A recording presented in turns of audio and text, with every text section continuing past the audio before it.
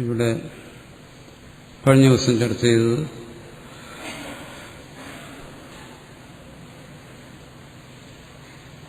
പ്രധാനമായും നമ്മുടെ അനുഭവത്തെ ആസ്പദമാക്കിയുള്ള ഒരു ചർച്ചയാണ്. വിഷയാനുഭവത്തെ അല്ലെങ്കിൽ പ്രപഞ്ചാനുഭവത്തെ അടിസ്ഥാനമാക്കിയുള്ള ഒരു ചർച്ച.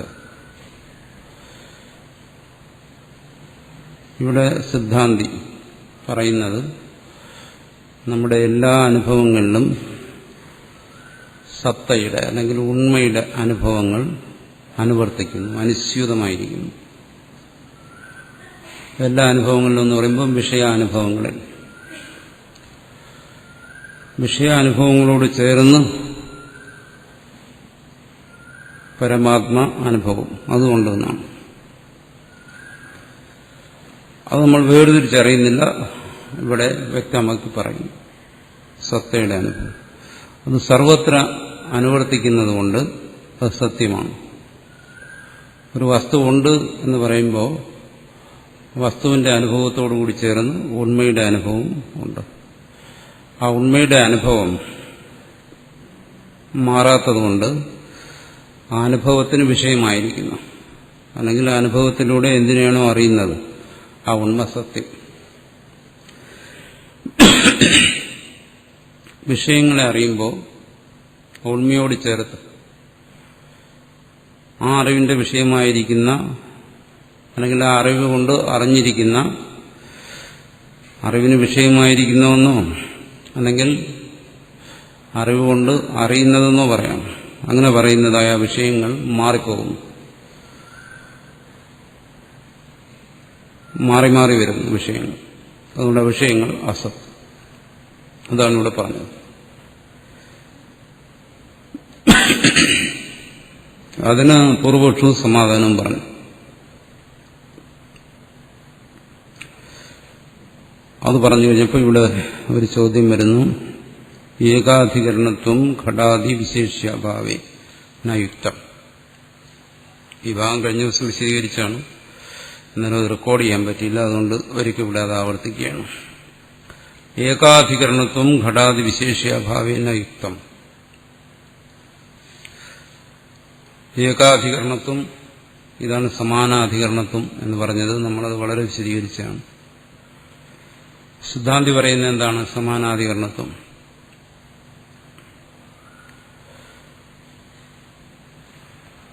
സാമാന്യമായി രണ്ടർത്ഥങ്ങളുള്ള രണ്ട് ശബ്ദങ്ങൾ രണ്ടും കൂടി ചേർന്ന് ഒരർത്ഥത്തെ ബോധിപ്പിക്കുന്നു. അവിടെ സമാനാധികരണത്വം വരും. സൻ ഘടഃ അല്ലെങ്കിൽ ഘടഃ സൻ എന്ന് പറയുന്നു. അവിടെ ഘടം എന്ന് പറയുന്ന ശബ്ദത്തിനർത്ഥം ഒരു പദാർത്ഥമാണ്, ഒരു വസ്തുവാണ്. സൻ എന്ന് പറയുന്നതിന്റെ അർത്ഥം മറ്റൊന്നാണ്, സത്താണ്, ഉണ്മയാണ്. ഈ രണ്ട് ശബ്ദങ്ങളും കൂടി ചേർന്ന് ഒരു വസ്തുവിനെ ബോധിപ്പിക്കുന്നു എന്നാണ് സിദ്ധാന്തി പറയുന്നത്. ആ രണ്ട് ശബ്ദങ്ങൾക്കും അർത്ഥം വെവ്വേറെയാണെങ്കിലും ഒരു വസ്തുവിനെ ബോധിപ്പിക്കുന്നുള്ളൂ. എന്തിന്? സത്യ, ഉണ്മയെ. ഇപ്പോൾ സിദ്ധാന്തിയുടെ പക്ഷത്തിൽ, അദ്വൈതിയുടെ പക്ഷത്തിൽ ഈ സമാനാധികരണം വസ്തു ഐക്യത്തെയാണ് ബോധിപ്പിക്കുന്നത്. എന്തുകൊണ്ടങ്ങനെ പറയുന്നു? അവിടെ പറയുന്ന രണ്ട് ശബ്ദങ്ങളിൽ ഘടം എന്ന് പറയുന്ന ശബ്ദത്തിന്റെ അർത്ഥം കൽപ്പിതമാണ്. അതിനൊരു വസ്തുവായി കണക്കാക്കുന്നില്ല, കൽപ്പിതമായ ഒന്നിനും ബോധിപ്പിക്കുന്നു. മറിച്ച് സൻ എന്ന് പറയുന്ന അല്ലെങ്കിൽ സത്ത് എന്ന് പറയുന്ന ശബ്ദം ഉണ്മയെ, സത്യത്തെ ബോധിപ്പിക്കുന്നു. അപ്പോൾ രണ്ട് ശബ്ദം കൂടി ചേർന്ന് രണ്ട് അർത്ഥത്തെയല്ല ബോധിപ്പിക്കുന്നത്, ഒരു അർത്ഥത്തെയാണ്.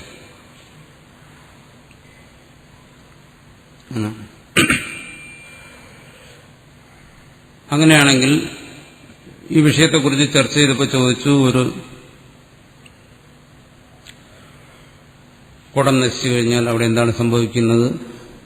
അതെല്ലാം സമാനം പറഞ്ഞതിന് ശേഷം ചോദിക്കുന്നു, നിങ്ങളീ പറയുന്ന രണ്ട് ശബ്ദങ്ങൾ, ഒന്ന് സത് ശബ്ദം, മറ്റൊന്ന് ഘടശബ്ദം.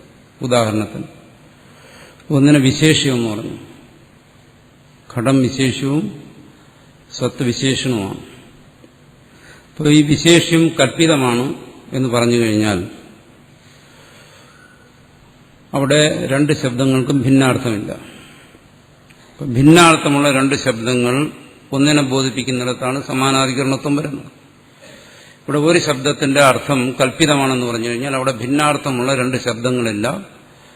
അപ്പോൾ സമാനാധികരണത്വം എന്ന് പറയുന്നതിന് പറയുന്ന നിയമം, അടിസ്ഥാനപരമായ നിയമം ഇവിടെ തെറ്റിച്ചിരിക്കുകയാണ്. അപ്പോൾ ഒരു ശബ്ദം ഒരർത്ഥത്തിനെ ബോധിപ്പിക്കുന്നു എന്നേ പറയാൻ പറ്റൂ. രണ്ട് ശബ്ദങ്ങൾ ഒരർത്ഥത്തെ ബോധിപ്പിക്കുന്നു എന്ന് പറയാൻ പറ്റത്തില്ല. കാരണം സമാനാധികരണത്വം പോലെയുള്ള കാര്യങ്ങളിൽ പൊതുവെ ശാസ്ത്രകാരന്മാർക്കൊരു പൊതുവായ ചില മാനദണ്ഡങ്ങൾ അവർ സ്വീകരിച്ചിട്ടുണ്ട്. സമാനാധികരണത്വം എന്ന് പറഞ്ഞാൽ ഇങ്ങനെ ആയിരിക്കണം, ഇങ്ങനെ ചില കാര്യങ്ങൾ അവർ സ്വീകരിച്ചിട്ടുണ്ട്. ഇപ്പോൾ രണ്ടു കൂട്ടർക്കും ഒരു വിഷയത്തെക്കുറിച്ച് ചർച്ച ചെയ്യുമ്പോൾ രണ്ടു കൂട്ടർക്ക് സ്വീകാര്യമായ ചില കാര്യങ്ങളെ അടിസ്ഥാനപരമായി സ്വീകരിച്ചുകൊണ്ടേ ചർച്ച ചെയ്യാൻ പറ്റും. ഇല്ലെങ്കിൽ രണ്ടുപേരും രണ്ടു വഴിക്ക് പോകും. ഞാൻ പറയുന്നതാണ് ശരി, മറ്റേയാൾ പറയുന്നതാണ് ശരി എന്ന് രണ്ടു കൂട്ടരും പറയും. ഇപ്പോൾ രണ്ടു കൂട്ടർക്കും ഒരു യോജിപ്പിലെത്താൻ കഴിയത്തില്ല. യുക്തിയുക്തമായ ചർച്ചയെന്ന് പറയുമ്പോൾ അതിന് അടിസ്ഥാനപരമായി രണ്ടു കൂട്ടർക്ക് സ്വീകാര്യമായ കാരണങ്ങൾ, ചില കാര്യങ്ങൾ അവർ അംഗീകരിക്കേണ്ടി വരും. എന്നിട്ട് ചർച്ച തുടങ്ങും. സാധാരണ വാദങ്ങൾ നടത്തുന്നിടത്ത് ഒരാളൊരു പൂർവപക്ഷം പറയും, വേറൊരാളൊരു സിദ്ധാന്തം പറയും. അങ്ങനെ പറയുന്നതിന് മുമ്പ് തന്നെ അവർ ചോദിക്കും, ശരി, നിങ്ങൾ എന്തൊക്കെ പ്രമാണങ്ങളാണ് സ്വീകരിക്കുന്നത്, ഏതിനെല്ലാം അടിസ്ഥാനമാക്കിയിട്ടാണ് നമ്മൾ ചർച്ച മുമ്പോട്ട് പോവേണ്ടത്. ഇതിൽ ആദ്യം രണ്ടു കൂട്ടരൊരു ധാരണയിലെത്തും. അങ്ങനെ ഒരു ധാരണ ശാസ്ത്ര ചർച്ചയിൽ എല്ലായിടത്തും ഉണ്ട്. ഇപ്പോൾ ഏകാധികരണത്തെ സംബന്ധിച്ച് അങ്ങനെ ഒരു ധാരണയുണ്ട്. സ്വയം ദേവതഃ സശബ്ദം ഒരർത്ഥത്തെ ബോധിപ്പിക്കുന്നു, അയം മറ്റൊരർത്ഥത്തെ, രണ്ടും കൂടി ചേർന്ന് ഒരർത്ഥത്തെയും. ഇവിടെ ഘടാദി വിശേഷ്യാഭാവി വസ്തുക്കൾ ഇല്ല, അതായത് അത് കൽപ്പിതമാണ്. അഭാവം എന്ന് പറഞ്ഞാൽ ഇവിടെ ശൂന്യം എന്നുള്ള അർത്ഥമല്ല, ഘടാദി വിശേഷികൾ കൽപ്പിതമാണ് എന്ന് നിങ്ങൾ സ്വീകരിക്കുകയാണെങ്കിൽ ഇവിടെ എല്ലായിടത്തും അഭാവശബ്ദം വരുന്നിടത്തെല്ലാം കൽപ്പിതം എന്നുള്ള അർത്ഥത്തെ എടുത്തോണം. ഘടാദി വിശേഷ്യങ്ങൾ കൽപ്പിതമാണ്, ആരോപിതമാണ്, പരമാർത്ഥത്തിലില്ല എന്നർത്ഥം. സാധാരണ പറയുന്ന അഭാവമല്ല, കൽപ്പിതമാണ്. അതായത് സാധാരണ പറയുന്ന അഭാവം ഇതുമായിട്ടുള്ള വ്യത്യാസമാണ്. ഒരു വസ്തു ഇരിക്കെ, ഇപ്പോൾ ഇവിടെ പുസ്തകം ഇരിക്കെ ഇതിന്റെ അഭാവം ഉണ്ടെന്ന് സാധാരണ പറയാൻ പറ്റത്തില്ല. പുസ്തകം ഇല്ലെങ്കിലേ പറയാൻ പറ്റും. അത്തരത്തിലുള്ളൊരു അഭാവത്തെയാണ് മറ്റുള്ളവരെല്ലാം സ്വീകരിക്കുന്നത്, അദ്വൈതി ഒഴികെ. അദ്വൈതി പറയുന്നത് എന്താണ്? ഈ പുസ്തകം ഇരിക്കെ തന്നെ ഇതിന്റെ അഭാവമുണ്ട്. വസ്തു കാണെ നമ്മളതിനറിയെ, അതിനെ നമ്മൾ ഉപയോഗിച്ചുകൊണ്ടിരിക്കെ അതിന്റെ അഭാവമുണ്ട്. എന്തുകൊണ്ട്? അവിടെ അഭാവം എന്ന് പറഞ്ഞാൽ കൽപ്പിതം. അത് നമ്മൾ മുമ്പ് വിശദീകരിച്ചാണ്. അത് വിശദീകരിക്കുന്നതിന് വേണ്ടിയിട്ടാണ് ദേശകാല ഉപാധികളിലൂടെ എങ്ങനെയാണ് ഒരു വസ്തുവിനെ അറിവ് ഗ്രഹിക്കുന്നത്, അറിവ് ഗ്രഹിക്കുമ്പോൾ എങ്ങനെയാണ് അറിവ് ആ വസ്തുവിനെ ഉൾക്കൊള്ളുന്നത് തുടങ്ങിയ കാര്യങ്ങളെല്ലാം നമ്മൾ നേരത്തെ ചർച്ച ചെയ്തു. കൽപ്പിതം എന്നുള്ളത് മനസ്സിലാക്കാൻ വേണ്ടി ഈ ഘടാദി വിശേഷ്യങ്ങളുടെ അതിനെ കൽപ്പിതമായി സ്വീകരിച്ചു കഴിഞ്ഞാൽ അവിടെ വസ്തു ഒന്നേ ഉള്ളൂ, സത്.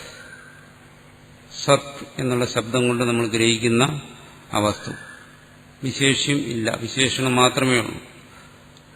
ഒരു ശബ്ദത്തിനെ അവിടെ അർത്ഥമുള്ളൂവെങ്കിൽ പിന്നെ സമാനാധികരണത്വം എന്ന് പറയുന്നത് എങ്ങനെ യോജിക്കും? ന യുക്തം, അത് ശരിയല്ല. ഇത് ചെയ്തെന്ന് കണ്ടു കഴിഞ്ഞാൽ മനസ്സിലാക്കണം അതൊരു ചോദ്യമാണ്. ചോദ്യത്തിന് വേണ്ടി ഉപയോഗിക്കുന്ന ശബ്ദമാണ് ചേ. അങ്ങനെയാണെങ്കിൽ അത് കഴിഞ്ഞ് ന എന്നുള്ള ശബ്ദം എന്നാ ഇവിടെ മനസ്സിലാക്കിക്കൊണ്ടും അടുത്ത് പറയാൻ പോകുന്നത് സിദ്ധാന്തമാണ്. ചോദ്യത്തെ നിഷേധിക്കുകയാണ്. നമ്മുടെ ചോദ്യം ശരിയല്ല. സത് ഇതമുദകം ഇതിമരീച്യാതോ, ഇവിടെ സത് ശബ്ദം വിട്ടുപോയി. അന്യതരഭാവേവി സാമാനാധികരണ ദർശന. ഇവിടെ സിദ്ധാന്തം എന്ത് ചെയ്യുന്നു? ചോദ്യകർത്താവിനും, നേരത്തെ പറഞ്ഞല്ലോ, ചോദ്യം ചോദിക്കുന്നയാളിനും ഉത്തരം പറയുന്നയാളിനും പൊതുവെ യോജിക്കാവുന്ന ചില തലങ്ങൾ അതിനെ അംഗീകരിച്ചുകൊണ്ടാണ് ചർച്ച. ഇവിടെ എന്ത് ചെയ്യുന്നു? ചോദ്യം ചോദിച്ച ആളിന് അയാൾ കൂടി അംഗീകരിക്കാവുന്ന ഒരു സ്ഥലത്തേക്ക് കൊണ്ടുവരുന്നു. വിഷയം കൽപ്പിതമായിരിക്കുന്ന ഒരു സ്ഥലത്തേക്ക്. അതാണ് മരുമരീചിക. ഇവിടെ മരുമരീചികയെ സംബന്ധിച്ചിടത്തോളം രണ്ടു കൂട്ടർക്കും അഭിപ്രായ വ്യത്യാസമില്ല. എന്താണ്? അവിടുത്തെ ജലം കൽപ്പിതമാണ്. ആ കൽപ്പിതമായ ജലത്തെ കണ്ടിട്ടും ഒരാൾ പറയുന്നു എങ്ങനെയാണ്? സൻ ഘടഃ, സത്തായ ഘടം എന്ന് പറഞ്ഞ പോലെ ഇവിടെ കണ്ടിട്ടും പറയുന്നു സൻ ഇതം സത് ഇതം ഉദകം, സത്തായ ഈ ജലം എന്ന് പറയുന്നു. കാരണം ആ മരുമരീചിക ജലത്തെ കാണുന്ന സമയത്ത് അത് വെറും തോന്നലാണ് എന്ന് മനസ്സിലാക്കുന്നത് വരെ ആ ജലത്തെ സത്യമായിട്ട് അറിയുന്നതുകൊണ്ടാണ് ഒരാൾ ജലം കുടിക്കുന്നതിനും മറ്റും അങ്ങോട്ട് പോകുന്നത്. അപ്പോൾ അത് കാണുന്ന ഒരാൾക്ക് ആദ്യം ഉണ്ടാകുന്ന അനുഭവം സത് ഇതം ഉദകം, ഇതാ ഇവിടെ വെള്ളമുണ്ട് എന്നുള്ള അനുഭവമാണ്. അവിടെ എന്ത് ചെയ്യുന്നു? അവിടെയും ഏത് വിഷയാനുഭവത്തിൽ സംഭവിക്കുന്നത് പോലെ അവിടെയും സത്തെ, ഉണ്മയെയും അറിയുന്നു, ജലത്തെയും അറിയുന്നു.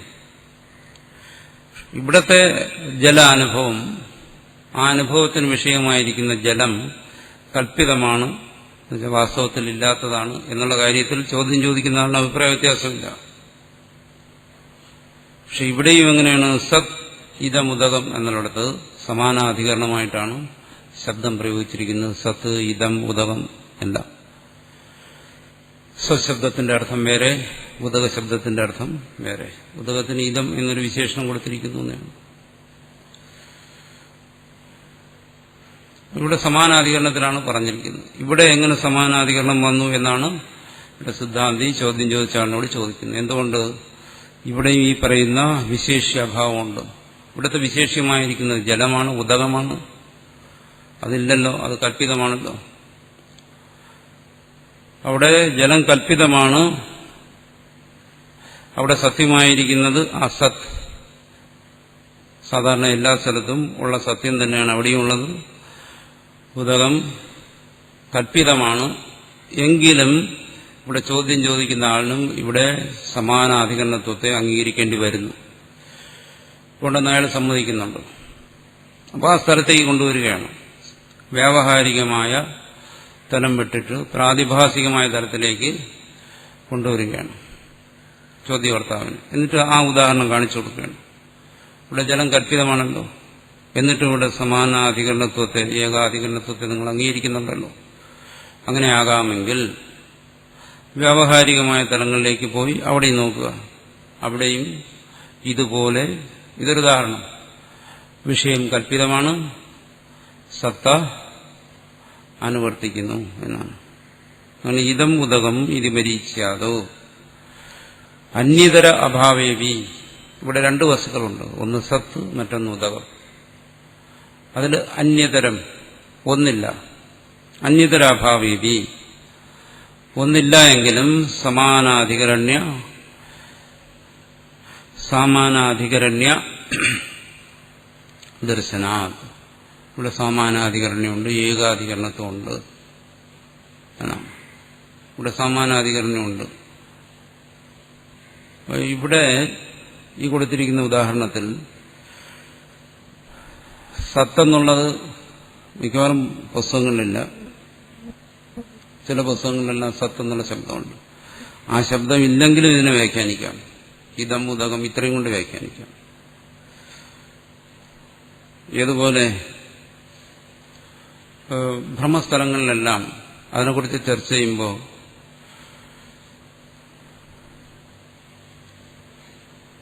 രജ്ജു സർപ്പം തുടങ്ങിയ പ്രസിദ്ധമായ ഉദാഹരണങ്ങളുണ്ടല്ലോ, ശുക്തികാരജതം. അവിടെയെല്ലാം അനുഭവം ഇതുപോലെയാണ്. ഇതം രജതം, അയം സർപ്പ, ഇത് സർപ്പമാണ്, ഇത് ഉദകമാണ്. അവിടെയെല്ലാം സർപ്പം, രജതം, വെള്ളി, അതെല്ലാം അസത്താണ്, കൽപ്പിതമാണ്. പക്ഷെ അവിടെയെല്ലാം അനുസ്യൂതമായിരിക്കുന്ന എന്താണ്? ഇത് എന്ന് നിർദ്ദേശിക്കുന്നു. ഒന്ന് അയം സർപ്പ, ഇത് സർപ്പമാണ്.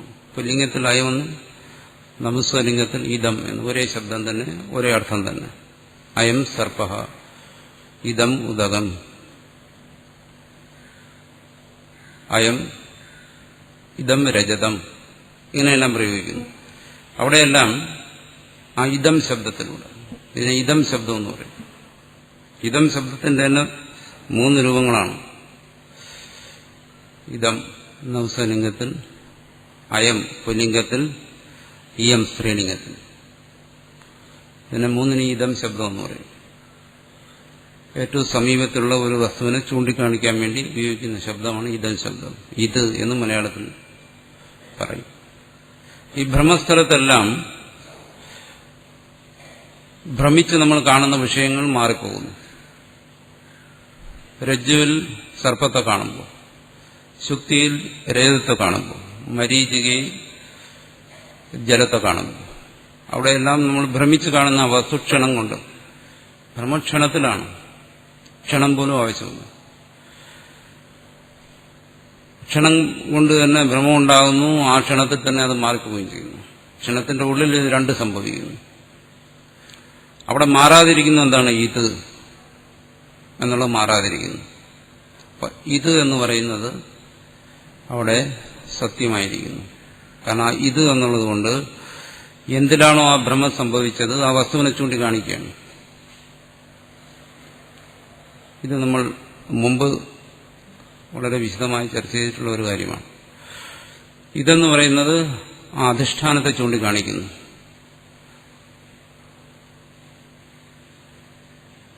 മുത്തച്ചിപ്പി, കയറ്, മരീചിക തുടങ്ങിയ അടിസ്ഥാനങ്ങളെ ചൂണ്ടിക്കാണിക്കണം. ഇതം ആധാരത്തെ, അതുകൊണ്ട് അത് സത്യമാണ്. അതുപോലെ ഇവിടെയും നമുക്ക് ഇതം ഉദകം എന്ന് മാത്രം പറഞ്ഞാൽ ഒരു സത്യവും ഒരു കൽപ്പിതവും, ഇതം സത്യം ഉദകം കൽപ്പിതം, അങ്ങനെ കിട്ടും. പക്ഷെ എന്നാൽ ഇവിടെ സത്ത് കൂടി ചേർത്താണ് വ്യാഖ്യാനിക്കുന്നത്. എന്തുകൊണ്ട്? കാരണം ഇവിടെ ഇപ്പോൾ ചർച്ച ചെയ്യുന്ന ഇതത്തെക്കുറിച്ചല്ല, സത്തിനെക്കുറിച്ചാണ്. സർവ്വ അനുഭവങ്ങളിലും അനുസ്യൂതമായിരിക്കുന്ന സത്ത്. ഇവിടുത്തെ ഇതം എന്നുള്ള ശബ്ദവും സത്യത്തെയാണ് കാണിക്കുന്നത്, ആധാരത്തെ, ഉണ്മയെ തന്നെ കാണിക്കുന്നു. പക്ഷെ അവിടെ ഇതം എന്നുള്ള ശബ്ദം ഉപയോഗിച്ചു. പക്ഷെ ഭാഷകാരനും കൂടി ഇപ്പോൾ ചർച്ച ചെയ്യുന്ന സത്ത് എന്നുള്ള ശബ്ദം ഉപയോഗിച്ചിട്ടാണ്. അതുകൊണ്ടാണ് പല ഭാഗങ്ങളിലും സത് ഇതമുദകം എന്ന് പാഠം കാണുന്നു. അത് കുറച്ചുകൂടി മനസ്സിലാക്കാൻ എളുപ്പം. ഇതം എന്നുള്ള ശബ്ദം കൊണ്ടും ഈ ആശയത്തെ വിശദീകരിക്കാം. അപ്പോൾ അവിടെ അന്യതരാഭാവി ഒന്നില്ലെങ്കിലും സമാനാധികരണ്യം കാണുന്നുണ്ട് എന്ന് പറഞ്ഞാൽ അതിന്റെ ആശയം തോന്നും. നമ്മുടെ അനുഭവങ്ങളിൽ, വ്യാവഹാരികമായിട്ടുള്ള എല്ലാ അനുഭവങ്ങളിലും ഓരോ വിഷയാനുഭവം ഉണ്ടാകുമ്പോഴും ആ വിഷയത്തോടു കൂടി ചേർന്ന് ഉണ്മയുടെ അനുഭവം ഉണ്ടാകുന്നു, വിഷയത്തിന്റെ അനുഭവം ഉണ്ടാകുന്നു. അപ്പോൾ ആ ഉണ്മയോടുകൂടി ചേർന്ന് വിഷയാനുഭവം ഉണ്ടാകുന്നതുകൊണ്ട് ആ വിഷയം സത്യമായിക്കൊള്ളണമെന്നില്ല, മറിച്ച് ആ വിഷയം കൽപ്പിതമാണ്.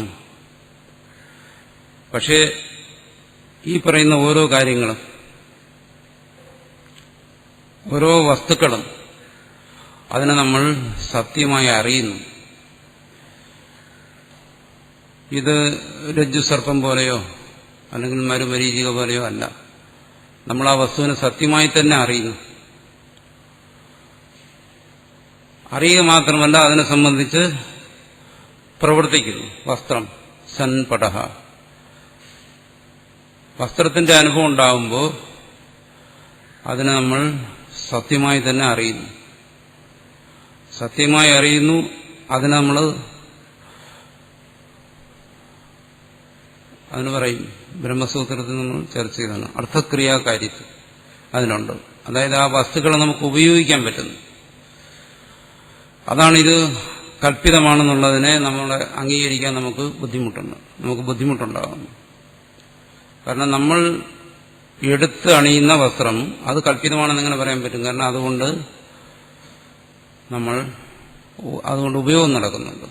ശുദ്ധികാരചിതം അങ്ങനെയല്ല. ശുദ്ധികാരചിതം കൊണ്ട് ആരും ആഭരണം ഉണ്ടാക്കാറില്ല. ശുദ്ധിയിൽ രജത്തെ കണ്ടു, വെള്ളി, അതുകൊണ്ടുണ്ടാക്കിയ ആഭരണം നമ്മൾ കണ്ടിട്ടില്ല. പക്ഷെ ഇവിടെ അങ്ങനെയല്ല. ഇവിടെ എന്താണ്? അതിന് അർത്ഥക്രിയാകാരിത്വമുണ്ട്. വേറെ രീതിയിൽ പറഞ്ഞാൽ വ്യവഹാരക്ഷമതയുണ്ട്. നമ്മൾ ഉണർന്നിരുന്ന് പ്രവർത്തിക്കുമ്പോൾ ഈ ഓരോ വസ്തുക്കളെയും ആശ്രയിച്ചാണ് നമ്മൾ ചിന്തിക്കുന്നതും പ്രവർത്തിക്കുന്നതും. അതുകൊണ്ട് തന്നെ ആ വസ്തുക്കൾക്കെല്ലാം എന്തുണ്ട്? ഒരു അനുസ്യൂതത, തുടർച്ചയുണ്ട്. ഇന്നലെ ജാഗ്രതയിൽ കണ്ട, ഇന്നലെ ധരിച്ച വസ്ത്രം തന്നെ ഇന്നും ധരിക്കുന്നത്. കല്പിതം അങ്ങനെയല്ല, അത് ക്ഷണം കൊണ്ട് മാറിപ്പോകും. ക്ഷണം കൊണ്ട് മാറി മറഞ്ഞു പോകുന്ന കല്പിത വസ്തുക്കളെ പോലെയാണ് വ്യവഹാരക്ഷമമായിരിക്കുന്ന ഈ വസ്തുക്കൾ എന്ന് പറയുന്നിടത്താണ് നമ്മുടെ ബുദ്ധി യോജിക്കാത്തത്. ഇത് രണ്ടും എങ്ങനെ ഒരുപോലെ സത്യമാകും? മറ്റേതിന് വ്യവഹാരക്ഷമത ഇല്ലല്ലോ. രജ്ജുസർപ്പം ആരും കടിച്ചിട്ടില്ല, അത് കടിച്ചാറും മരിച്ചിട്ടില്ല. പക്ഷേ വ്യാവഹാരികമായ സർപ്പം അങ്ങനെയല്ല. അത് ജനിക്കുന്നു, വളരുന്നു, മനുഷ്യനെ കടിക്കുന്നു, അതുകൊണ്ട് മനുഷ്യൻ മരിക്കുന്നു. അപ്പോൾ രണ്ടും തമ്മിൽ ഒരേപോലെയാണെന്ന് എങ്ങനെ പറയാൻ പറ്റും? എന്ന് പറഞ്ഞാൽ ഒന്നിൽ നമ്മൾ പ്രത്യക്ഷമായി സത്യത്വം അനുഭവിക്കുന്നു, മറ്റതിൽ നമ്മൾ വ്യക്തമായി മിഥ്യാത്വം അനുഭവിക്കുന്നു. നമ്മുടെ അദ്വൈതി പറയുന്നത് എന്താണ്? ഇത് രണ്ടും ഒരുപോലെ തന്നെയാണ്. അങ്ങനെ ഇതിനെ രണ്ടിനെയും നമ്മുടെ അനുഭവങ്ങളിൽ ഭിന്നങ്ങളായി നിൽക്കുന്ന രണ്ട് കാര്യങ്ങളെ ഒരുമിപ്പിക്കുമ്പോഴാണ് അവിടെ നമുക്ക് ഒരു വൈരുദ്ധ്യം, കോൺട്രഡിക്ഷൻ നമുക്ക് അനുഭവപ്പെടുന്നത്. അതുകൊണ്ടാണ് നമ്മുടെ മനസ്സ് മടിക്കുന്നതിനെ ഈ വ്യാവഹാരിക സത്യമുള്ള ഈ വസ്തുക്കൾ സത്യമാണെന്ന് അംഗീകരിക്കാൻ. അതിനെ നിഷേധിക്കാൻ വേണ്ടിയിട്ടാണ് ഇവിടെ ആ ഉദാഹരണം തന്നെ കൊണ്ടുവരുന്നത്. അതായത് ഈ ഓരോ വസ്തുവും നമ്മൾക്ക് സത്യമാണെന്ന് അനുഭവപ്പെടുന്നുണ്ട് വ്യാവഹാരിക തലത്തിൽ. ഇവിടെ പറഞ്ഞു വരുന്ന എന്താണ്? ആ സത്യത, ആ സത്യാനുഭവം ഈ വസ്തുവിൻ്റേതല്ല, മറിച്ച് ഈ വസ്തുവിനോട് ചേർന്ന് അനുഭവപ്പെടുന്ന ആ ഉണ്മയുടേതാണ്. അത് മറ്റൊന്നാണ്. ആ ഉണ്മയോട് ചേർന്ന് വസ്തുക്കൾ നമ്മുടെ ബോധത്തിന് വിഷയമാകുന്നതുകൊണ്ടാണ് വസ്തുക്കൾ സത്യമെന്ന് കരുതുന്നത്. അതൊന്നുകൂടെ ശ്രദ്ധിക്കാൻ പറയുകയാണ്. സ്ഥൂലമായ രീതിയിൽ ചിന്തിക്കുമ്പോൾ ഈ വസ്തുക്കൾ സത്യമാണെന്ന് അനുഭവപ്പെടുന്നു. ആ അനുഭവത്തെ ഇവിടെ നിഷേധിക്കുകയല്ല ചെയ്യുന്നത്. അതാണ് പ്രധാനമായി മനസ്സിലാക്കേണ്ടത്. വസ്തുക്കളുടെ വ്യാവഹാരികമായ സത്യതയെ അതിനെ നിഷേധിക്കുകയല്ല ചെയ്യുന്നു. അതിനെ അംഗീകരിച്ചുകൊണ്ട് തന്നെ ഇവിടെ പറയുകയാണ് എന്താണ്? ആ വിഷയത്തിൽ അനുഭവപ്പെടുന്ന ആ സത്യത്വം അത് വിഷയത്തിന്റെ സ്വതന്ത്രമായ ഒരു ഉണ്മയല്ല, മറിച്ച് മറ്റൊരു ഉണ്മയോടുകൂടി ചേർന്ന് ആ വിഷയം നമുക്ക് അനുഭവപ്പെടുന്നതുകൊണ്ട്, വിഷയം നമുക്ക് അങ്ങനെ അനുഭവപ്പെടുന്നുള്ളൂ. അങ്ങനെ അനുഭവപ്പെടുന്നതുകൊണ്ട് അവിടെ ആ വിഷയത്തിൽ ഉണ്മയാണ് എന്ന് നമുക്ക് തോന്നുകയാണ്. അതിനൂടെ വേർതിരിച്ച് കാണിച്ചു തരികയാണ്, വേർതിരിച്ച് കാണിക്കുകയാണ്. അപ്പോൾ അവിടെ ചോദ്യം വരും, അങ്ങനെയാണെങ്കിൽ ഇതിൽ വരുന്ന ഈ വ്യവഹാരക്ഷമത അത് മറ്റേതിൽ കാണുന്നില്ലല്ലോ. കടിക്കുന്ന പാമ്പും കടിക്കാത്ത പാമ്പും രണ്ടുമുണ്ട്. ആഭരണം ഉണ്ടാക്കാമെന്നുള്ള വെള്ളിയും ഒരിക്കലും അതിന് കഴിയാത്ത വെള്ളിയുമുണ്ട്. അപ്പോൾ അവിടെ വ്യവഹാരക്ഷമത അതിനില്ലല്ലോ. അതിന് സിദ്ധാന്തി പറയുന്നത് എന്താണ്? ഇതിന് എത്രമാത്രം വ്യവഹാരക്ഷമതയുണ്ടോ ആ വ്യവഹാരക്ഷമത അതിനുമുണ്ട് എന്നാണ്. പക്ഷെ അത് നമുക്കങ്ങനെ അനുഭവപ്പെടാറില്ലല്ലോ. ഉണ്ട്, അനുഭവപ്പെടാറുണ്ട്. അതായത് കയറിൽ കാണുന്ന സർപ്പം അത് കടിക്കത്തില്ല. എന്തുകൊണ്ട്? അതിന് കടിക്കുന്നതിനുള്ള സമയം കിട്ടിയില്ല. കിട്ടിയിരുന്നെങ്കിൽ അത് കടിച്ചനെ. അതാണ് അവിടെ എന്താണ്? ക്ഷണാർദ്ധത്തിൽ അത് സംഭവിച്ചുപോയി. ക്ഷണത്തിന്റെ തന്നെ ഏറ്റവും സൂക്ഷ്മമായ ഒരു സമയത്ത് അത് സംഭവിച്ചത് കൊണ്ടെന്താണ്? തുടർന്ന് ഉള്ള കാര്യങ്ങളൊന്നും അവിടെ സംഭവിച്ചില്ല. പക്ഷേ ഭ്രമത്തിൽ ചിലപ്പോൾ അങ്ങനെയും സംഭവിക്കാറുണ്ട്. ചിലർക്ക് കാലില് കയറി ചുറ്റിക്കഴിഞ്ഞാൽ അവർ സർപ്പത്തെ അല്ല കാണുന്നത്, മറിച്ച് അവരുടെ അനുഭവം എങ്ങനെയായിരിക്കും? ഒരു സർപ്പം കടിച്ചു എന്നാണ്. കാലിൽ കയറി ചുറ്റി കയറൊന്ന് വലിഞ്ഞ് കാലൊന്ന് മുറിഞ്ഞ് പെട്ടെന്ന് അവർക്കുണ്ടാകുന്നത്, സർപ്പത്തെ ഭയന്നാണ് സഞ്ചരിക്കുന്ന ഒരുവനെങ്കിൽ പെട്ടെന്ന് അവൻ സംശയിക്കാം, സർപ്പത്തെ കണ്ടു എന്നല്ല, മറിച്ച് സർപ്പം കടിച്ചു എന്ന് ഭ്രമിക്കാം. അത് കുറച്ചുകൂടി വ്യക്തമാകും സ്വപ്നത്തിലേക്ക് പോയാൽ. സ്വപ്നത്തിൽ നമ്മൾ സർപ്പം കടിക്കാറുണ്ട്, ആന കുത്താറുണ്ട്, ആശുപത്രിയിൽ പോയി കിടക്കാറുണ്ട്, ചിലപ്പോൾ മരിച്ചു പോകാറുണ്ട്. ഇതെല്ലാം സ്വപ്നത്തിൽ സംഭവിക്കും. അപ്പോൾ അവിടെ എന്ത് സംഭവിക്കുന്നു? വ്യവഹാരക്ഷമതയുണ്ട്. പ്രാതിഭാസികമായ എല്ലാ വിഷയങ്ങൾക്കും വ്യവഹാരക്ഷമതയുണ്ട്. എപ്പോ? അതിന്റെ അനുഭവവേളയിൽ. അത് പറയുന്നത് വ്യാവഹാരികമായിട്ട് ഒരു വ്യത്യാസമില്ല. പിന്നെ അതെല്ലാം അസംബന്ധമാണെന്ന് എപ്പോൾ മനസ്സിലാക്കുന്നു? വളർന്നതിന് ശേഷം, ഈ അവസ്ഥയിലേക്ക് വന്നതിന് ശേഷമാണ് മനസ്സിലാക്കുന്നത് ഇതുവരെ സംഭവിച്ചുകൊണ്ടിരുന്നത്. ഒരു ആനയും വാസ്തവത്തിൽ എന്നെ ഓടിച്ചില്ല, ഞാൻ മറിഞ്ഞു വീണില്ല, ഒരു ആനയും എന്നെ കുത്തിയില്ല. ഇതെല്ലാം പിന്നീടാണ് മനസ്സിലാകുന്നത്. അപ്പോൾ അനുഭവവേളയിൽ വ്യാവഹാരികക്ഷമത അതേ ഇവിടെയും സംഭവിക്കുന്നുള്ളൂ. നമ്മൾ വസ്ത്രം എടുത്തുപയോഗിക്കുമ്പോൾ സംഭവിക്കുന്നത് എന്താണ്? നമ്മുടെ ഈ അനുഭവതലത്തിൽ ഇതിനൊരു വ്യാവഹാരികക്ഷമതയുണ്ട്, അതിനെ നമ്മൾ അറിയുന്നുള്ളൂ. ഇത് വിചാരം ചെയ്ത് മനസ്സിലാക്കുന്ന ഒരാളിന് ഇത് രണ്ടും തമ്മിൽ യാതൊരു വ്യത്യാസമില്ലെന്ന് മനസ്സിലാവും. അതുപോലെ തന്നെയാണ് ഇതും. സ്വപ്നത്തിൽ സംഭവിക്കുന്നത് പോലെ തന്നെ ജാഗ്രതത്തിൽ സംഭവിക്കുന്നത് പോലെ സ്വപ്നത്തിൽ സംഭവിക്കുന്നു, ഒരു വ്യത്യാസമില്ല. അങ്ങനെ ബൗദ്ധികമായ ആൾ അറിയുന്നു എന്താണോ, അത് കൽപ്പനയാകാമെങ്കിൽ ഇതും കൽപ്പനയാകാം. രണ്ടും തമ്മിൽ ഒരു സ്ഥലത്ത് നമുക്ക് അനുഭവ തലത്തിൽ ഇല്ല. ഉണർന്നതിന് ശേഷം മാറിയതിന് ശേഷം നമ്മൾ അറിയുന്നതല്ലാതെ അനുഭവ തലത്തിൽ ഒരു വ്യത്യാസമുണ്ട്. സ്വപ്നം കണ്ടുകൊണ്ടിരിക്കുന്ന ആളിന് ഒരിക്കലും സ്വപ്നം മിഥ്യയാകുന്നില്ല. എത്ര ബുദ്ധിമാനായാലും ശരി, കണ്ടുകൊണ്ടിരിക്കുന്ന അവസരത്തിൽ സത്യം തന്നെ. അതുപോലെ ഈ അനുഭവങ്ങൾ വ്യാവഹാരികമായി അനുഭവിച്ചുകൊണ്ടിരിക്കുന്ന തലങ്ങളിൽ മുഴുവൻ അത് സത്യം തന്നെ, അതേ പറയുന്നു. അപ്പോൾ അനുഭവത്തെ നിഷേധിക്കുകയല്ല, മറിച്ച് അനുഭവത്തെ മനനം ചെയ്യാനാണ് പറയുന്നത്. മനനം ചെയ്ത് അതിന്റെ സത്യം മനസ്സിലാക്കുക. അത് മനസ്സിലാക്കി തരാൻ വേണ്ടിയിട്ടാണ് പറയുന്നത് അന്യതരാഭാവേവി. ഈ രണ്ടിൽ ഒന്നും ഇല്ല എങ്കിലും സമാനാധികരണ്യ ദർശന, സമാനാധികരണത്വം ഉണ്ട്. അതുകൊണ്ട് സമാനാധികരണത്വം ഉണ്ട് എന്നുള്ളതുകൊണ്ട് മാത്രം വസ്തു സത്യമാകത്തില്ല. സമാനാധികരണത്വം ഉള്ളിടത്തും വസ്തു കല്പിതമാകാം. എന്നുവെച്ചാൽ സത്യം അത് ഏകരൂപത്തിൽ തന്നെ സദാ നിലനിൽക്കുന്നു, അതിന് മാറ്റമില്ല. അതാണ് ഇവിടെ ഈ ഭാഷ്യത്തിലൂടെ ഭാഷ്യകാരൻ വ്യക്തമാക്കാൻ ആഗ്രഹിക്കുന്നത്. തസ്മാത് അതുകൊണ്ട് ദേഹാദിർദ്വന്ദ്വസ്യ കാരണസ്യ അസതോ ന വിദ്യതേ ഭാവ. അതുകൊണ്ട് എന്താണ് ഈ ദേഹാദി ദ്വന്ദ്വങ്ങൾ, ശീതോഷ്ണാദികളെ കുറിച്ചാണ് ഇവിടെ ചർച്ച ചെയ്തുകൊണ്ടിരിക്കുന്നത്. അത് സകാരണം, കാരണസഹിതമായി പിന്നിലേക്ക് എന്നാണ് ചെന്നു കഴിഞ്ഞാൽ, ഇതേപോലെ ചിന്തിച്ചു കഴിഞ്ഞാൽ, കാര്യകാരണഭാവത്തിൽ ചിന്തിച്ചു കഴിഞ്ഞാൽ കാര്യങ്ങളെല്ലാം നശിക്കുന്നു. വസ്ത്രം നശിക്കുന്നു, നൂല് നശിക്കുന്നു, പഞ്ഞി നശിക്കുന്നു, അതുണ്ടായ വൃക്ഷം നശിക്കുന്നു. ഇങ്ങനെ പിറകിലേക്ക് പോയി കഴിഞ്ഞാൽ പിന്നെ ആ പഞ്ഞിക്ക് കാരണമായിരിക്കുന്ന പരമാണുക്കൾ നശിക്കുന്നു. അങ്ങനെ കാര്യകാരണഭാവത്തിൽ ചിന്തിച്ചു നോക്കിക്കഴിഞ്ഞാൽ ഇതെല്ലാം നശിക്കുന്നതാണ്. അങ്ങനെ നശിക്കുന്നതായത് അസത്താണ്, കല്പിതമാണ്. അതിന് വിദ്യതേ ന ഭാവ വിദ്യത, ഇത് ഭാവമില്ല, ഉണ്മയില്ല എന്ന് മനസ്സിലാക്കാം. നാശവും കല്പിതവും തമ്മിൽ വ്യത്യാസമുണ്ട്.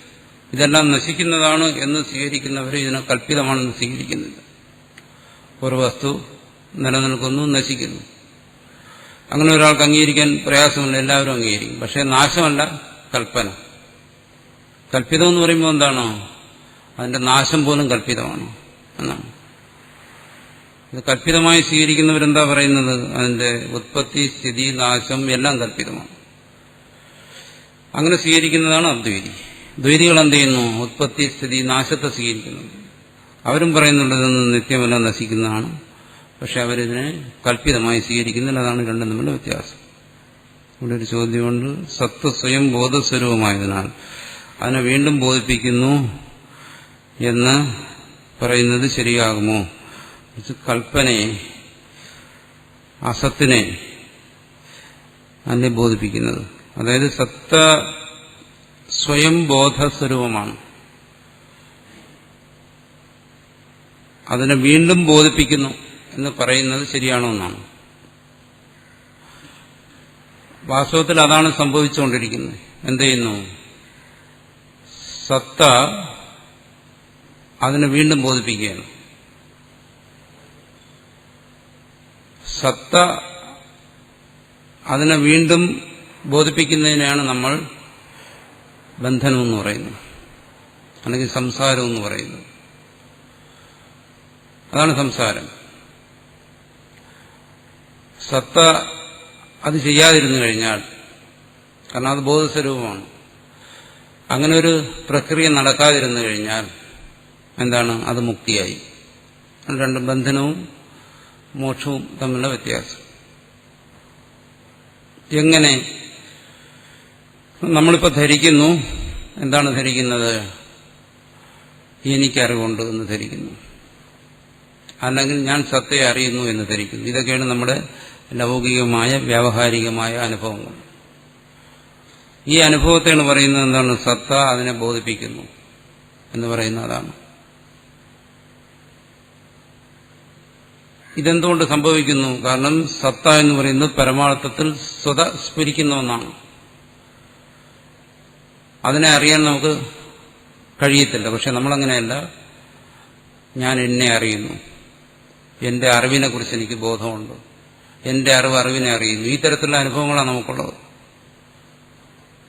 ഇതെന്തുകൊണ്ട് സംഭവിക്കുന്നു? അതിനാണ് കഴിഞ്ഞ ദിവസം നമ്മൾ പറഞ്ഞത്, ഇതിനാണ് മായ എന്ന് പറയുന്നത്. സ്വയം വിഷയമല്ലാത്ത ആ സത്ത അത് വിഷയമായതുപോലെ നമുക്ക് അനുഭവപ്പെടുന്നു. അതാണ് മായ എന്ന് പറയുന്നത്.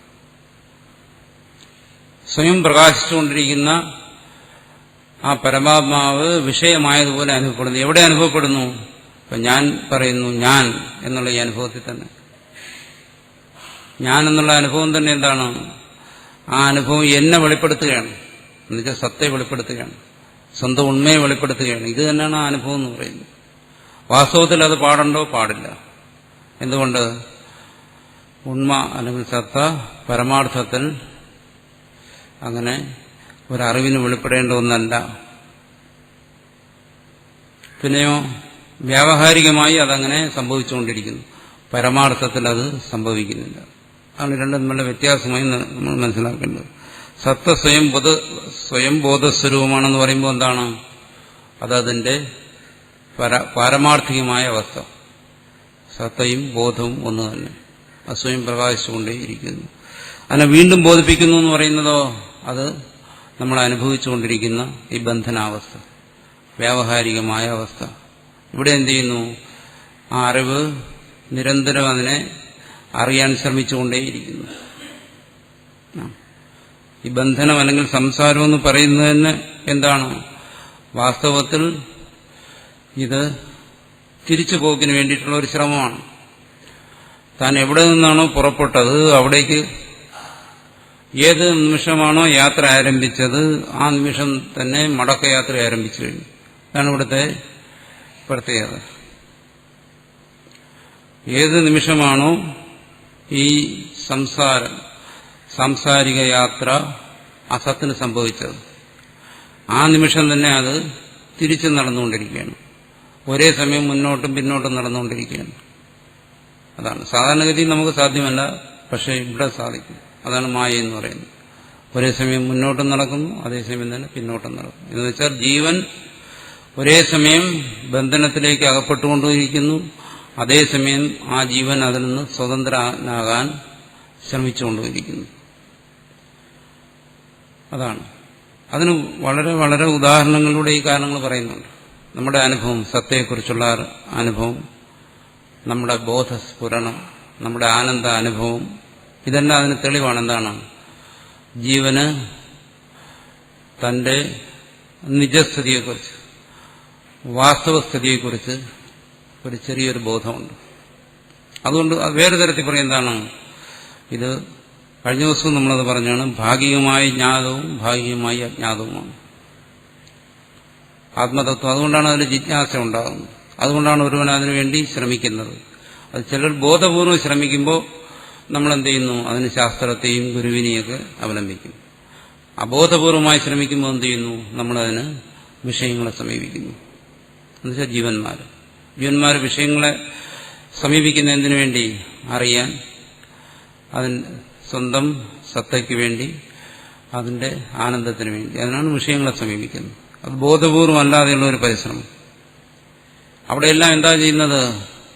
നമ്മൾ സ്വയം പ്രകാശിക്കുന്ന ഈ ആത്മാവിനെ വെളിപ്പെടുത്താൻ ശ്രമിക്കുകയാണ്.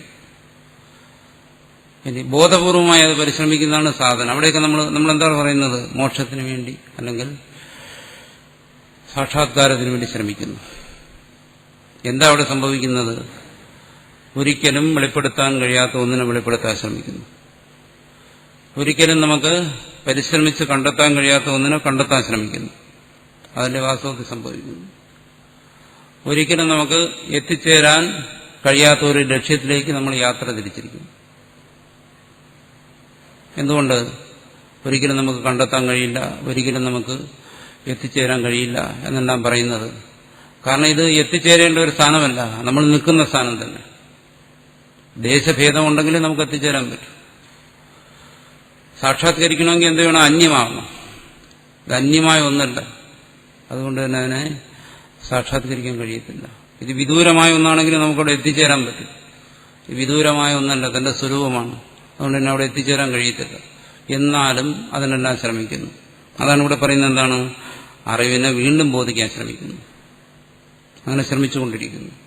ബോധപൂർവമായി, ബോധത്തോടുകൂടി ശ്രമിക്കുമ്പോൾ തന്നെ നമ്മൾ ആത്മീയമെന്ന് പറയും.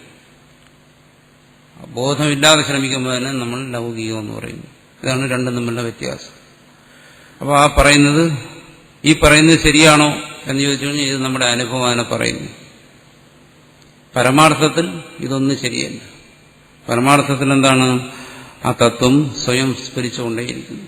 അവിടെ പരമാർത്ഥത്തിൽ ബന്ധമോക്ഷങ്ങളൊന്നുമില്ല എന്നാണ്. പിന്നെ ഇവിടെ ചോദിക്കുന്നത് എന്താണ്? മറിച്ച് കൽപ്പനയെ, അസത്തിനെയല്ലേ ബോധിപ്പിക്കുന്നു. അതാണ് നമ്മൾ ഇതുവരെ ചർച്ച ചെയ്തുകൊണ്ടിരുന്നത്. നമ്മൾ എപ്പോഴും ബോധിച്ചുകൊണ്ടിരിക്കുന്നത് സത്തും അസത്തും ചേർന്നാണ്. അതിനല്ലേ ഈ സൻ ഘടകം എന്നുള്ള ഉദാഹരണം കൊടുത്തത്. നമ്മളുടെ അനുഭവങ്ങളെല്ലാം എന്താണ്? അസത്തിനെയാണോ ബോധിപ്പിക്കുന്നത്? ശരിയാണ്. അസത്തിനെ ആര് ബോധിപ്പിക്കുന്നു? സത്ത്.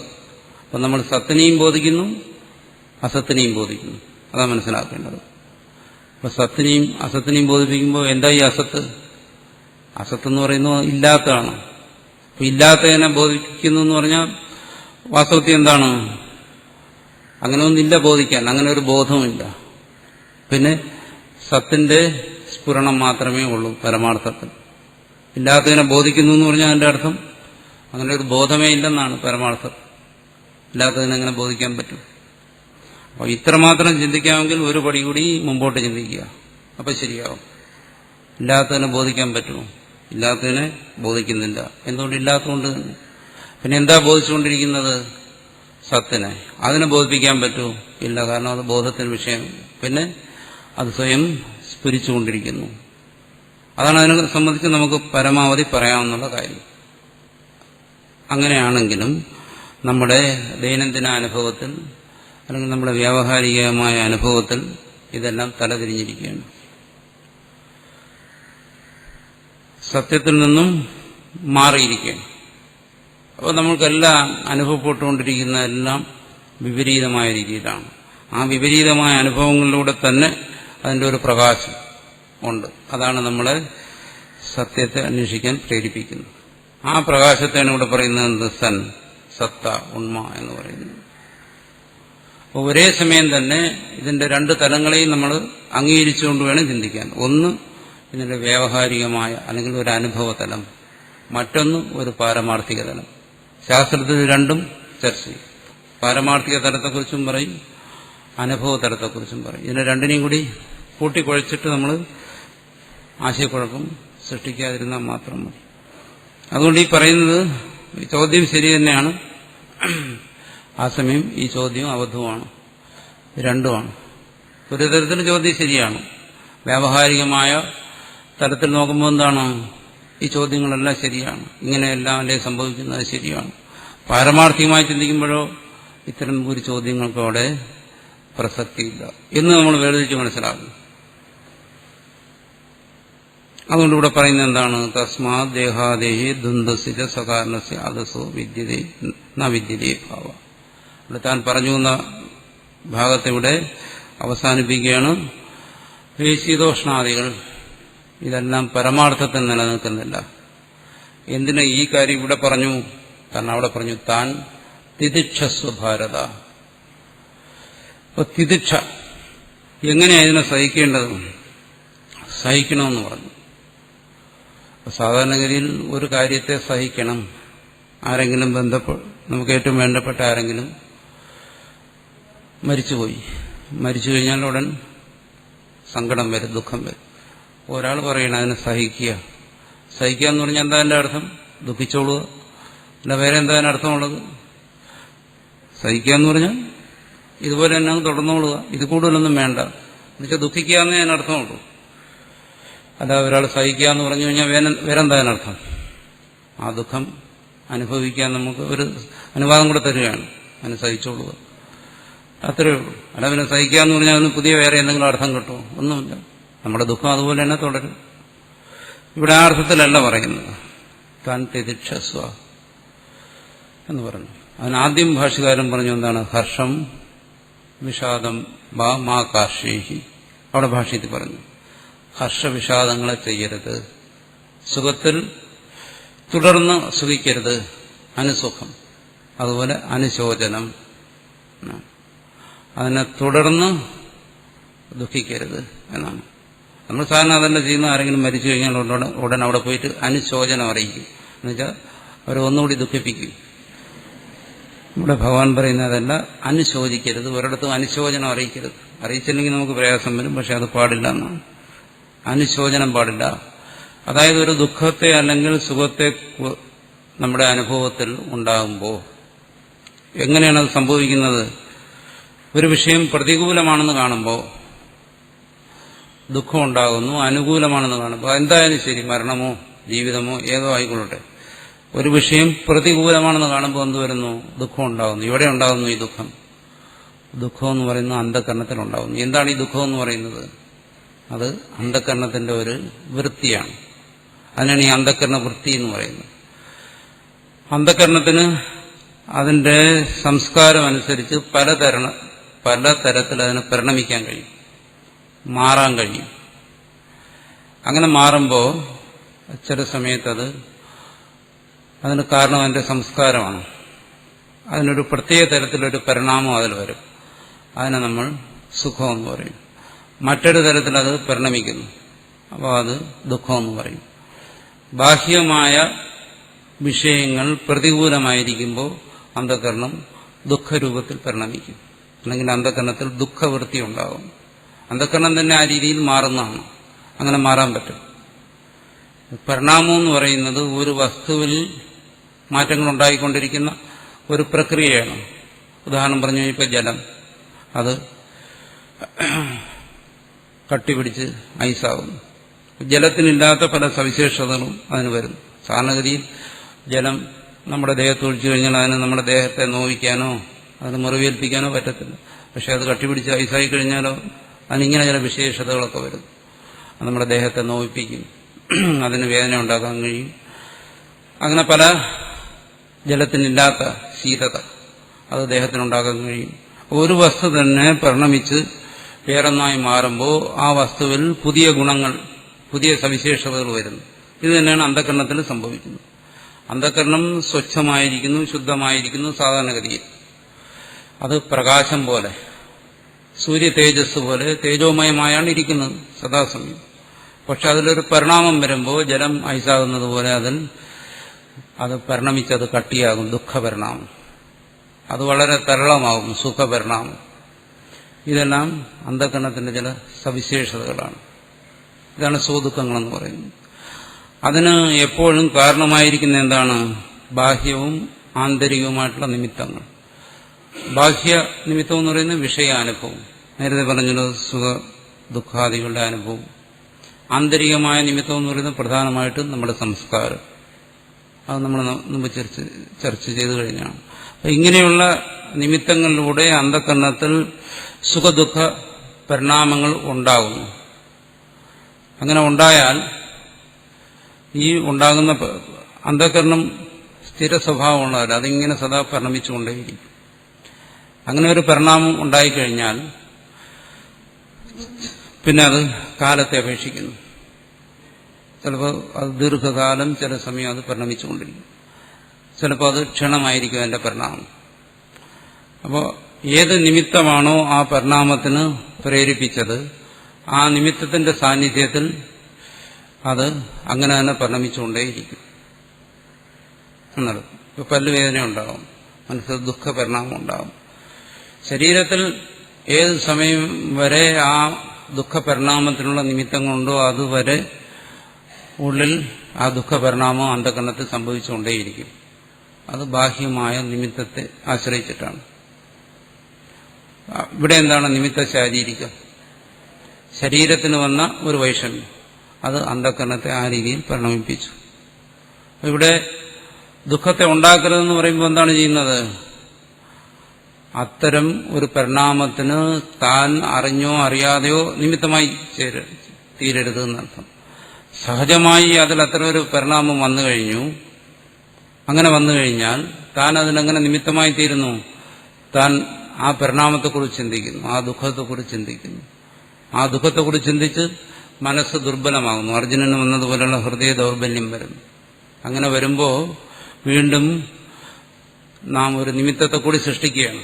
എന്ത്? നമ്മുടെ ചിന്ത. ആ നിമിത്തത്തെ സൃഷ്ടിച്ചിട്ട് ആ നിമിത്തം കൊണ്ട് വീണ്ടും അത് പരിണമിക്കും. അപ്പോൾ ആ ദുഃഖം നീണ്ടു നിൽക്കും. അപ്പോൾ ദുഃഖത്തിന്റെ ഈ നീണ്ടു നിൽക്കൽ അത് ഒഴിവാക്കാനാണ് പറയുന്നത് താൻ തിതിക്ഷസ്വ എന്ന് പറയുന്നത്. ഹർഷവിഷാദങ്ങളെ ഉണ്ടാക്കരുതെന്ന് പറയുന്ന അതാണ്. സുഖത്തെ സംബന്ധിച്ചും അത് തന്നെയാണ്. അതിനെക്കുറിച്ചുള്ള അനുസ്മരണം, തുടർന്നുള്ള സ്മരണം വീണ്ടും, അതാണ് അനുശോചനം എന്ന് പറഞ്ഞു. അത് വീണ്ടും ദുഃഖത്തിന് കാരണമാക്കുന്നു. അത് ഒഴിവാക്കാനാണ് പറയുന്നത്. എന്തായാലും അത് സംഭവിച്ചു. ശരീരത്തിലുള്ള വൈഷമ്യം കൊണ്ട് അന്ധകരണത്തിൽ ദുഃഖപരിണാമം ഉണ്ടായി. അതിനെക്കുറിച്ച് ചിന്തിക്കുമ്പോൾ അത് തുടർന്നൊരു നിമിത്തമായി തീരുകയാണ്. വീണ്ടും മനസ്സിന് അങ്ങനെ പരിണമിക്കുന്നതിനുള്ള ഒരു പ്രേരണ നൽകുകയാണ്. ഈ രണ്ടാമത് നൽകുന്ന പ്രേരണ അത് ഒഴിവാക്കുക. അത് മനസ്സിന്റെ സവിശേഷത അനുസരിച്ച് അല്ലെങ്കിൽ മനസ്സിന്റെ ദുർബലത അനുസരിച്ച് ചിലപ്പോൾ ആദ്യത്തേതിനേക്കാൾ കൂടുതൽ ശക്തമായി വരും. അതാണ് സഹിക്കാൻ കെൽപ്പില്ലാത്തവനെന്ന് പറയുന്നത്. ഒരാൾക്കൊരു വേദന വന്ന് അതിനെ സഹിക്കാൻ കെൽപ്പില്ല എന്ന് പറയുമ്പോൾ എന്ത് വരുന്നു? അയാളുടെ അനുശോചനം കൂടുതൽ തീവ്രമായിരിക്കും. എന്നിട്ട് അയാൾ തനിക്ക് വന്ന വേദനയെക്കുറിച്ച് വളരെ വളരെ ഗൗരവമായി അയാൾ ചിന്തിക്കുന്നു. ആ വേദനയെക്കുറിച്ച് അയാൾ വളരെ കൂടുതൽ ദുഃഖിക്കുന്നു. തുടർന്ന് വരുന്ന മനസ്സിന്റെ പരിണാമം കൂടുതൽ ശക്തവും തീവ്രവുമാകും. ഈ രണ്ടാമത് വരുന്ന പരിണാമം, ശക്തവും തീവ്രവുമായ പരിണാമം, അതിനെ ഒഴിവാക്കുക. അതാണ് തിതിക്ഷ. ആദ്യം എങ്ങനെയാണോ അനുഭവപ്പെട്ടത്, ബാഹ്യമായ നിമിത്തം കൊണ്ടോ ആന്തരികമായ എന്തെങ്കിലും കാരണങ്ങൾ കൊണ്ടോ വന്ന ആ ദുഃഖത്തെ അവിടെ നിർത്തുക. അതിനെ തുടർന്ന് വർദ്ധിപ്പിക്കാതിരിക്കുക. അതാണ് തിതിക്ഷ. ആ വന്നു ചേരുന്നത്, അവശ്യം ഭവിക്കുന്നത്, അതിനെ ഒഴിവാക്കാൻ ആർക്ക് സാധ്യമല്ല? ജ്ഞാനികൾക്ക് പോലും. അതാണ് പ്രാരബ്ധം എന്ന് പറയുന്നത്. അത് അവശ്യം വന്നു തന്നെ തീരണം. പക്ഷെ തുടർന്ന് നമുക്ക് ദുഃഖിക്കാതിരിക്കാം. അതിനെക്കുറിച്ച് ചിന്തിച്ച് വരുന്ന ദുഃഖത്തെ നമുക്ക് ഒഴിവാക്കാൻ പറ്റും. അതാണ് പ്രധാനമായും തിതിക്ഷ എന്ന് പറയുന്നത്. പക്ഷേ അങ്ങനെ തുടർന്ന് വരുന്ന ഈ അന്ധക്കരണ പരിണാമത്തെ നമ്മൾ എങ്ങനെ തടയും? ആ ദുഃഖത്തെക്കുറിച്ച് നമ്മൾ ചിന്തിച്ചു കഴിഞ്ഞാൽ വീണ്ടും ദുഃഖിക്കും.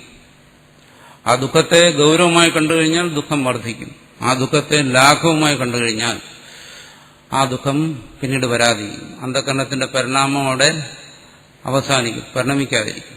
അതിന് സഹായിക്കുന്ന ഒന്നാണ് ഇവിടെ പറയുന്ന ഈ വിഷയങ്ങളെ സംബന്ധിച്ചുള്ള ഈ വിഷയങ്ങൾ അസത്യമാണ് എന്നുള്ള ബോധം. അതാണ് ഇവിടെ പറയുന്നത്. തിതിക്ഷയ്ക്കിത് സഹായിക്കുന്നു എന്ന് പറഞ്ഞാൽ തിതിക്ഷയ്ക്ക് ആത്മബോധം സഹായിയായി നിൽക്കുന്നു. എങ്ങനെ സഹായിയായി നിൽക്കുന്നു? ഈ വിഷയങ്ങൾ കൽപ്പിതമാണ്, ഈ വിഷയങ്ങൾ തുച്ഛമാണ്, ഈ വിഷയങ്ങൾ ഈ സുഖദുഃഖങ്ങളെ ഉണ്ടാക്കുന്നത് അന്ധകരണത്തിലാണ്. താൻ വാസ്തവത്തിൽ ഈ അന്ധകരണത്തോട് താതാത്മ്യപ്പെടാതെ ശുദ്ധമായി സ്വയം പ്രകാശിച്ചുകൊണ്ടിരിക്കുന്ന ആത്മാവാണ്. ഇത്തരത്തിൽ വിഷയത്തെക്കുറിച്ചും അന്ധകരണത്തെക്കുറിച്ചും ദുഃഖത്തെക്കുറിച്ചും ആത്മാവിനെക്കുറിച്ചും ശരിയായി ചിന്തിച്ച് ഉറപ്പിച്ച് മനസ്സിന് ദൃഢത വരുന്ന ഒരാളിന് ഈ സുഖദുഃഖാദി അനുഭവങ്ങൾ അവശ്യം ഭാവിയായി വരുമ്പോൾ അതിന്റെ നിസ്സാരത അയാളുടെ മനസ്സിൽ വരുന്നു. നിസ്സാരത മനസ്സിന് ബോധ്യപ്പെടുന്നു. അപ്പോൾ അയാൾ ദുഃഖിക്കുന്നില്ല. ഏതുപോലെ ഒരു വ്യക്തി അയാൾക്ക് ഏറ്റവും പ്രിയപ്പെട്ട ഒരാൾ മരിക്കുമ്പോൾ അയാൾക്ക് വലിയ ദുഃഖം വരുന്നു, സാധാരണ ഒരു ലൗകിക മനസ്സിന്. പക്ഷേ മറ്റൊരുവൻ ഈ ബന്ധത്തെക്കുറിച്ച് മറ്റും ശരിയായി ചിന്തിച്ച് അയാളുടെ മനസ്സിൽ ഇത്തരം കാര്യങ്ങളെക്കുറിച്ച് അയാൾ ഒരു പ്രത്യേക സംസ്കാരം വളർത്തിയെടുക്കും. ആര്? ആത്മീയമായി ചിന്തിക്കുന്ന ഒരാൾ. അതിനെക്കുറിച്ച് അയാൾക്കൊരു പ്രത്യേക കാഴ്ചപ്പാടുണ്ടാകും. ഈ ബന്ധങ്ങൾ നമ്മൾ ധരിച്ചിരിക്കുന്നത് പോലെയല്ല, അതിന്റെ മിഥ്യാത്വം അതെല്ലാം ഒരാൾ ശരിയായ രീതിയിൽ ചിന്തിച്ചിരിക്കുന്ന ഒരാളാണെങ്കിൽ അങ്ങനെ ഒരു മരണം അയാളെ സാധാരണ ഒരു ലൗകികനെ ദുഃഖിപ്പിക്കുന്നത് പോലെ ദുഃഖിപ്പിക്കുന്നില്ല. അതുപോലെ തന്നെ ശരീര സംബന്ധിയായ കാര്യങ്ങളെ സംബന്ധിച്ചും ശരീര സംബന്ധിയായി ശരീര നിമിത്തമായി വരുന്ന ദുഃഖങ്ങൾ ഒരു സാധാരണ മനുഷ്യനെ ബാധിക്കുന്നു, അയാളെ ദുഃഖിക്കുന്നു. പക്ഷേ ഈ കാര്യങ്ങളെക്കുറിച്ച് ശരിയായി ചിന്തിച്ച് മനസ്സിന് ധൈര്യവും ദൃഢതയും സമ്പാദിച്ചിട്ടുള്ള ഒരാളെ സംബന്ധിച്ചിടത്തോളം അയാൾ ആ ദുഃഖത്തിന് സ്വയം വഴിപ്പെട്ടു കൊടുക്കുന്നില്ല, അയാൾ ആ ദുഃഖത്തിന് കീഴ്പ്പെട്ടു പോകുന്നില്ല. ആ ദുഃഖം അനുഭവിച്ചാൽ തന്നെ അയാൾക്ക്, അല്ലെങ്കിൽ വേറെ തരത്തിൽ പറഞ്ഞാൽ ആ ദുഃഖത്തെ നേരിടുന്നതിനുള്ള ശക്തി അയാൾക്ക് മറ്റുള്ള ആളിനെ അപേക്ഷിച്ച് കൂടുതലായിരിക്കും. അതിനു വേണ്ടിയിട്ട് ഉള്ള ഒരു പ്രധാന ഉപായമാണ് ഈ ആത്മബോധം. ആത്മബോധം അയാൾക്ക് പകർന്നു കൊടുക്കുന്ന മാനസികമായ സ്ഥൈര്യം, അത് അയാളെ ദുഃഖത്തെ അതിജീവിക്കുന്നതിന് പ്രാപ്തനാക്കുന്നു. അതിനു വേണ്ടിയിട്ടാണ് ഇവിടെ ആത്മാവിന്റെ സത്യത്വവും വിഷയങ്ങളുടെ മിഥ്യാത്വവും ബോധിപ്പിക്കുന്നത്. അതാണ് അടുത്തിനി പറയുന്നത്. തഥാ സതശ്ച ആത്മനോ അഭാവോ അവിദ്യമാനത ന വിദ്യതേ. ആത്മബോധത്തെ ഇവിടെ ഉറപ്പിക്കുകയാണ്. സതഃ ആത്മനഃ, ആത്മാവ് സത്താണ്, അതിന് നാശമില്ല. അതിന്റെ അഭാവം, അതിന്റെ അവിദ്യമാനത, അതിന്റെ ഇല്ലായ്മ എന്ന വിദ്യത, അങ്ങനെ ഒന്നില്ല. അത് സത്താണ്, അത് എപ്പോഴും ഉണ്ട്. എന്തുകൊണ്ട്? ആ സത്ത് സർവത്ര അമ്യവിചാര. ആ സത്ത് തന്നെയാണ് ആത്മാവ്. നമ്മൾ വിഷയ അനുഭവത്തിൽ വിഷയത്തോട് ചേർന്ന് അനുഭവിച്ചുകൊണ്ടിരിക്കുന്ന ആ സത്ത്, അത് തന്നെയാണ് പരമാത്മാവ്. സർവത്ര അമ്യവിചാര, അത് മാറ്റമില്ലാതെ അനുസ്യൂതമായി സർവത്ര ഇരിക്കുന്നു. ഇതി അവോചാമഹ. ഈ കാര്യം ഞാൻ മുമ്പും പറഞ്ഞിട്ടുള്ള കാര്യമാണ്, ഒന്ന് ഒരിക്കൽ കൂടി ഓർമ്മിപ്പിക്കുകയാണ്. ഏവം, ഇപ്രകാരം ആത്മാ അനാത്മനോഹോ സത് അസതോഹോ ഉഭയോഹോ അപി ദൃഷ്ടഃ ഉപലബ്ധോ അന്തഃ നിർണയഃ. ഏവം, ഇപ്രകാരം ആത്മാ അനാത്മനോഹോ, ഭാഷ്യത്തിൽ ആത്മാനാത്മാക്കളുടെ ഈ സത്തിന്റെയും ഈ വിഷയങ്ങളുടെയും സത് അസതോഹോ, അതിനെ വിശദീകരിക്കുന്നു. സത്, അത് നമുക്ക് നമ്മുടെ അനുഭവത്തിന് വിഷയമായിരിക്കുന്ന ആ സത്തും അസത് ഈ വിഷയങ്ങളും, ഉഭയോഹോ അപി ദൃഷ്ടഃ അന്തഃ ദൃഷ്ടഃ ദൃഷ്ടോന്തഃ, അതിനെ വ്യാഖ്യാനിക്കുകയാണ്. അതിന്റെ അന്തം എന്ന് വെച്ചാൽ നിർണയം. ദൃഷ്ടഃ ഉപലബ്ധമാണ്, അതിന്റെ നിർണയം, അതിന്റെ നിശ്ചയം ചെയ്യപ്പെട്ടിരിക്കുന്നു. നിശ്ചയം ജ്ഞാനിയുടെ മനസ്സിൽ ഉറച്ചിരിക്കുന്നു, ജ്ഞാനി അതിനെ ദർശിച്ചിരിക്കുന്നു. സത്ത്, ആത്മാവ് സത്താണ്, ഈ വിഷയങ്ങളെല്ലാം കൽപ്പിതമാണെന്ന് നിശ്ചയിച്ചിരിക്കുന്നു. നിർണയം, നിശ്ചയമാണ്, ദൃഢമായി ഉറച്ചിരിക്കുന്നു എന്നർത്ഥം. എങ്ങനെ? സത്ത് സതേവ. ഈ സത്ത് സതേവ എന്ന് പറഞ്ഞാൽ അത് മാറുന്നില്ല, അത് അനുസ്യൂതമായിരിക്കുന്നു, അത് അനുവർത്തിക്കുന്നു, അത് അന്വയമായിരിക്കുന്നു. അസത് അസദേവ. അസത്ത് എന്താണ്? അത് കൽപ്പിതമാണ്, അതൊരിക്കലും സത്താകുന്നില്ല, അതിനൊരിക്കലും സ്ഥായിത്വമില്ല. ഇതി സത് സദൈവ അസത് അസദൈവേദിതു അനയോഹോ യഥോക്തയോഹോ തത്വദർശിഭിഃ. അതിനെ വ്യാഖ്യാനിക്കുന്നു. തദിതി സർവനാമഃ സർവം ച ബ്രഹ്മ തസ്യ നാമ തദിതി. തദ്ഭാവഃ തത്വം ബ്രഹ്മണോ യാഥാത്മ്യം തദ് ദ്രഷ്ടും ശീലം യേഷാം തേ തത്വദർശിനഃ തേ തത്വദർശിഭിഃ. ദുഷ്ടഃ ദുഷ്ടോന്തസ്ത്വനയോ തത്വദർശിഭിഃ. അതിനെ വ്യാഖ്യാനിക്കുകയാണ്. ഉഭയോരവി ദുഷ്ടോന്തഃ ത്വനയോ തത്വദർശിഭിഃ. ഉഭയോഹോ അഭി ദുഷ്ടഃ അന്തഃ തു അനയോഹോ തത്വദർശിഭി. ആ ശ്ലോകത്തിന്റെ 3ഉം 4ഉം പാദങ്ങളെ വ്യാഖ്യാനിക്കുകയാണ്. സത് സദൈവ അസത് അസദൈവേദിതു അനയോഹോ, ഉഭയോഹോ അനയോഹോ. ആ ശബ്ദത്തെ വ്യാഖ്യാനിക്കുകയാണ്. അനയോഹോ യഥോക്തയോഹോ, ഈ മുമ്പ് പറഞ്ഞ സത്തും അസത്തും, യഥോക്തയോഹോ മുമ്പ് പറഞ്ഞതായ സത്തിന്റെയും അസത്തിന്റെയും എന്താണ് അന്തഃദൃഷ്ട തത്വനിർണയം. ആര്? തത്വദർശിഭി, തത്വദർശികളാൽ ആ തത്വനിർണയം ചെയ്യപ്പെട്ടിരിക്കുകയാണ്. ആത്മബോധമുള്ളവർ അത് ധരിച്ചിരിക്കുകയാണ്. അതിൽ തത്വദർശി എന്ന് പറഞ്ഞല്ലോ, അതിൽ തത്വം എന്ന് പറയുന്ന ശബ്ദത്തെ വ്യാഖ്യാനിക്കുകയാണ്. എന്താണ് ഈ തത്വം? തദിതി സർവനാമ എന്ന് പറയും. സർവനാമങ്ങൾ, പ്രോനൗൺ എന്ന് നമ്മൾ പറയുന്നു സംസ്കൃതത്തിൽ. സർവനാമം ഒരു നാമത്തെ തുടർന്ന് ബോധിപ്പിക്കാൻ വേണ്ടി ഉപയോഗിക്കുന്ന ഒരു നാമം, അതാണ് സർവനാമം. അങ്ങനെ സംസ്കൃതത്തിൽ ഉപയോഗിക്കുന്ന സർവനാമങ്ങളാണ് തത് ശബ്ദം, ഇതം ശബ്ദം, ഏതത് ശബ്ദം, ഇങ്ങനെ വരുന്ന കുറേ ശബ്ദങ്ങൾ. സഹ, അയം, ഇമം എന്നെല്ലാം പറയുന്നു. ഈ തത് ശബ്ദം ഒരു സർവനാമമാണ്. സർവനാമം എന്നതിന് പേര് വരാൻ എന്താണ് കാരണം? സർവത്തെയും ബോധിപ്പിക്കുന്ന, അതാണ് സർവനാമം. അതാണ് തത് ശബ്ദത്തിന് സർവനാമം എന്ന് പറയുന്നത്.